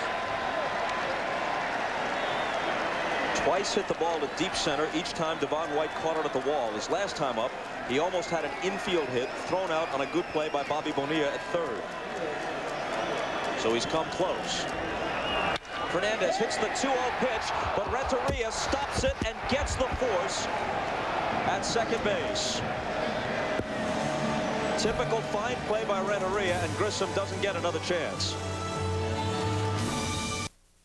Unit 5 97 World Series is brought to you by Chevrolet Trucks, the most dependable, longest-lasting trucks on the road. By Canon Laser Color, its only competition is reality. By MCI, is this a great time or what? And by Craftsman, 2,200 hand tools made in America, guaranteed forever, only at Sears.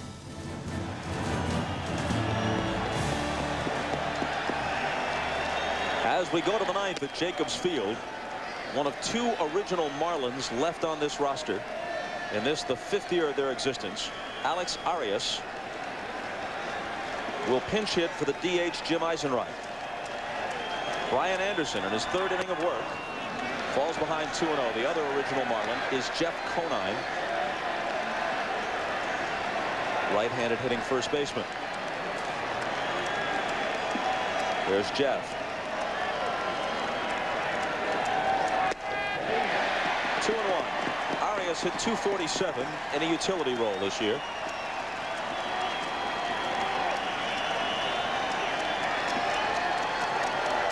Eisenreich was 2 for 2 with a walk while he was in there.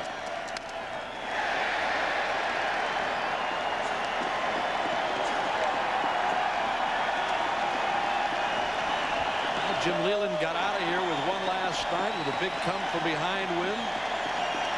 And tonight, the Indians, after losing the opener in Florida, coming back to take game 2. And back here in the second game in this series. Well, the one thing the Indians have done all year is when they've had a poor game, they've always been able to bounce back. When I talked to Hargrove, he said that, you know, that's one trait of this ball club that he really admires, and this the fact that when they play a poor game, they put it behind them and start all over the next day.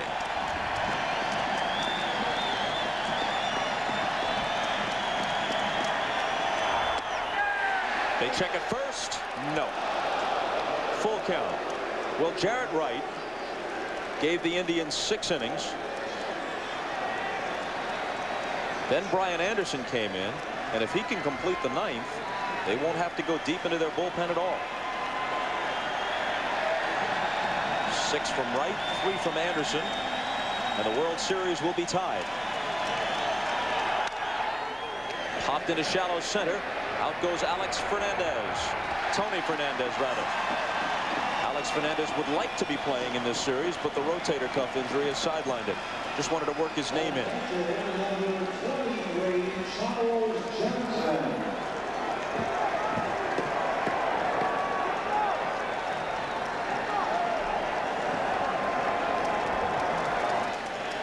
Alex Arias, meanwhile, is retired. Charles Johnson against Anderson. Taking strike 1.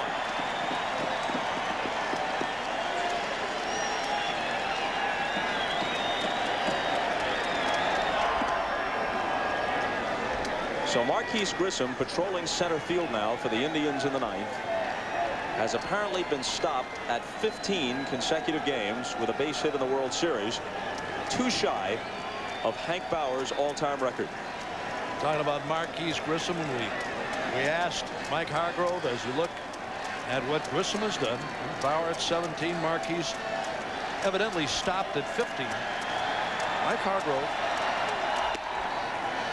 Hargrove talked about Grissom and David Justice as being 2 key people that have really turned this ball club around. No matter what he's asked Grissom to do, moved him out of the top spot to the 9th spot. Matt Williams throws Johnson out. And that's one of the other guys he talked about, Matt Williams. And while we're on the subject, Matt Williams is the Chevy player of the game. Had a good night in the field, good night on the bases, 3 for 3 with a home run at the plate, plus a couple of walks. Pretty fair night. Al, last night, for the most part, when that game ended, most of the fans had left Jacobs Field. Not so tonight. They stay to celebrate. Kurt Abbott comes up, right-handed batter, to hit for Counsell. And he fouls it off. For the record, Hank Bauer's 17-game World Series hitting streak went like this. He hit safely in all 7 games against the Dodgers in '56, all 7 the next year against the Milwaukee Braves, and the first 3 against Milwaukee in 1958 before being stopped at 17. 1 strike away from a tied World Series.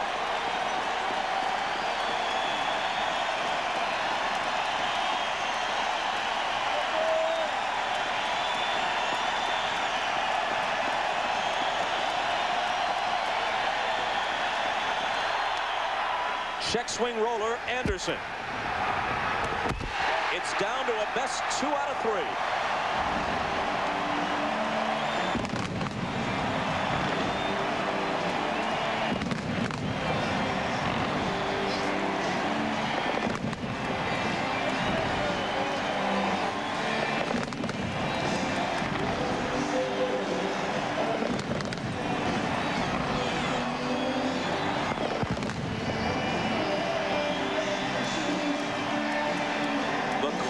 Game in World Series history goes to Mike Hargrove's Indians. And we'll be back to wrap things up after this.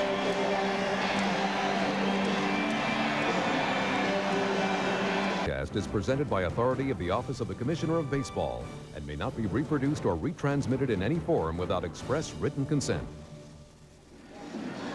Matt Williams was the player of the game. Let's listen as first base coach Dave Nelson reacts as Williams connects for an 8th inning home run. Oh, yes! Face there!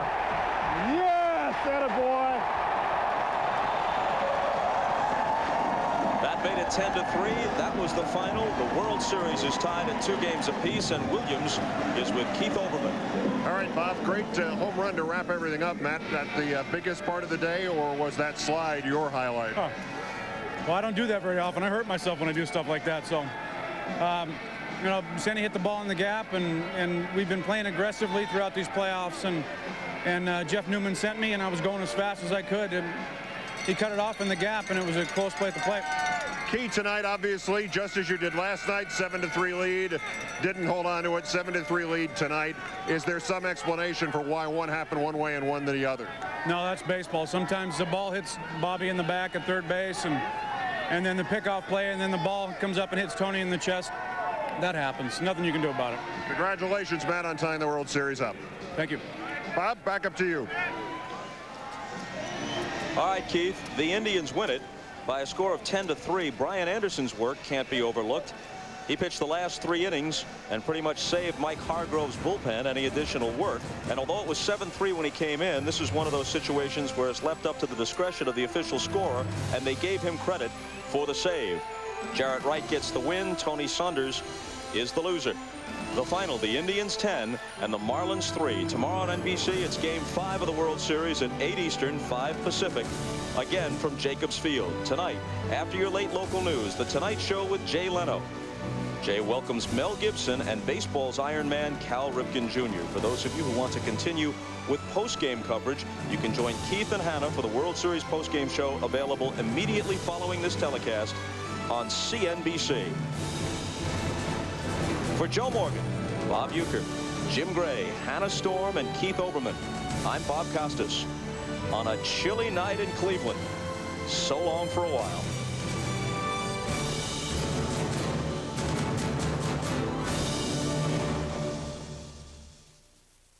The NFL and the Super Bowl, the Breeders' Cup, the PGA Tour, the NBA and the NBA Finals, Notre Dame football, Wimbledon, the U.S. Open, and the 2000, 2002, 2004, 2006, and 2008 Olympic Games. All on America's sports leader, NBC.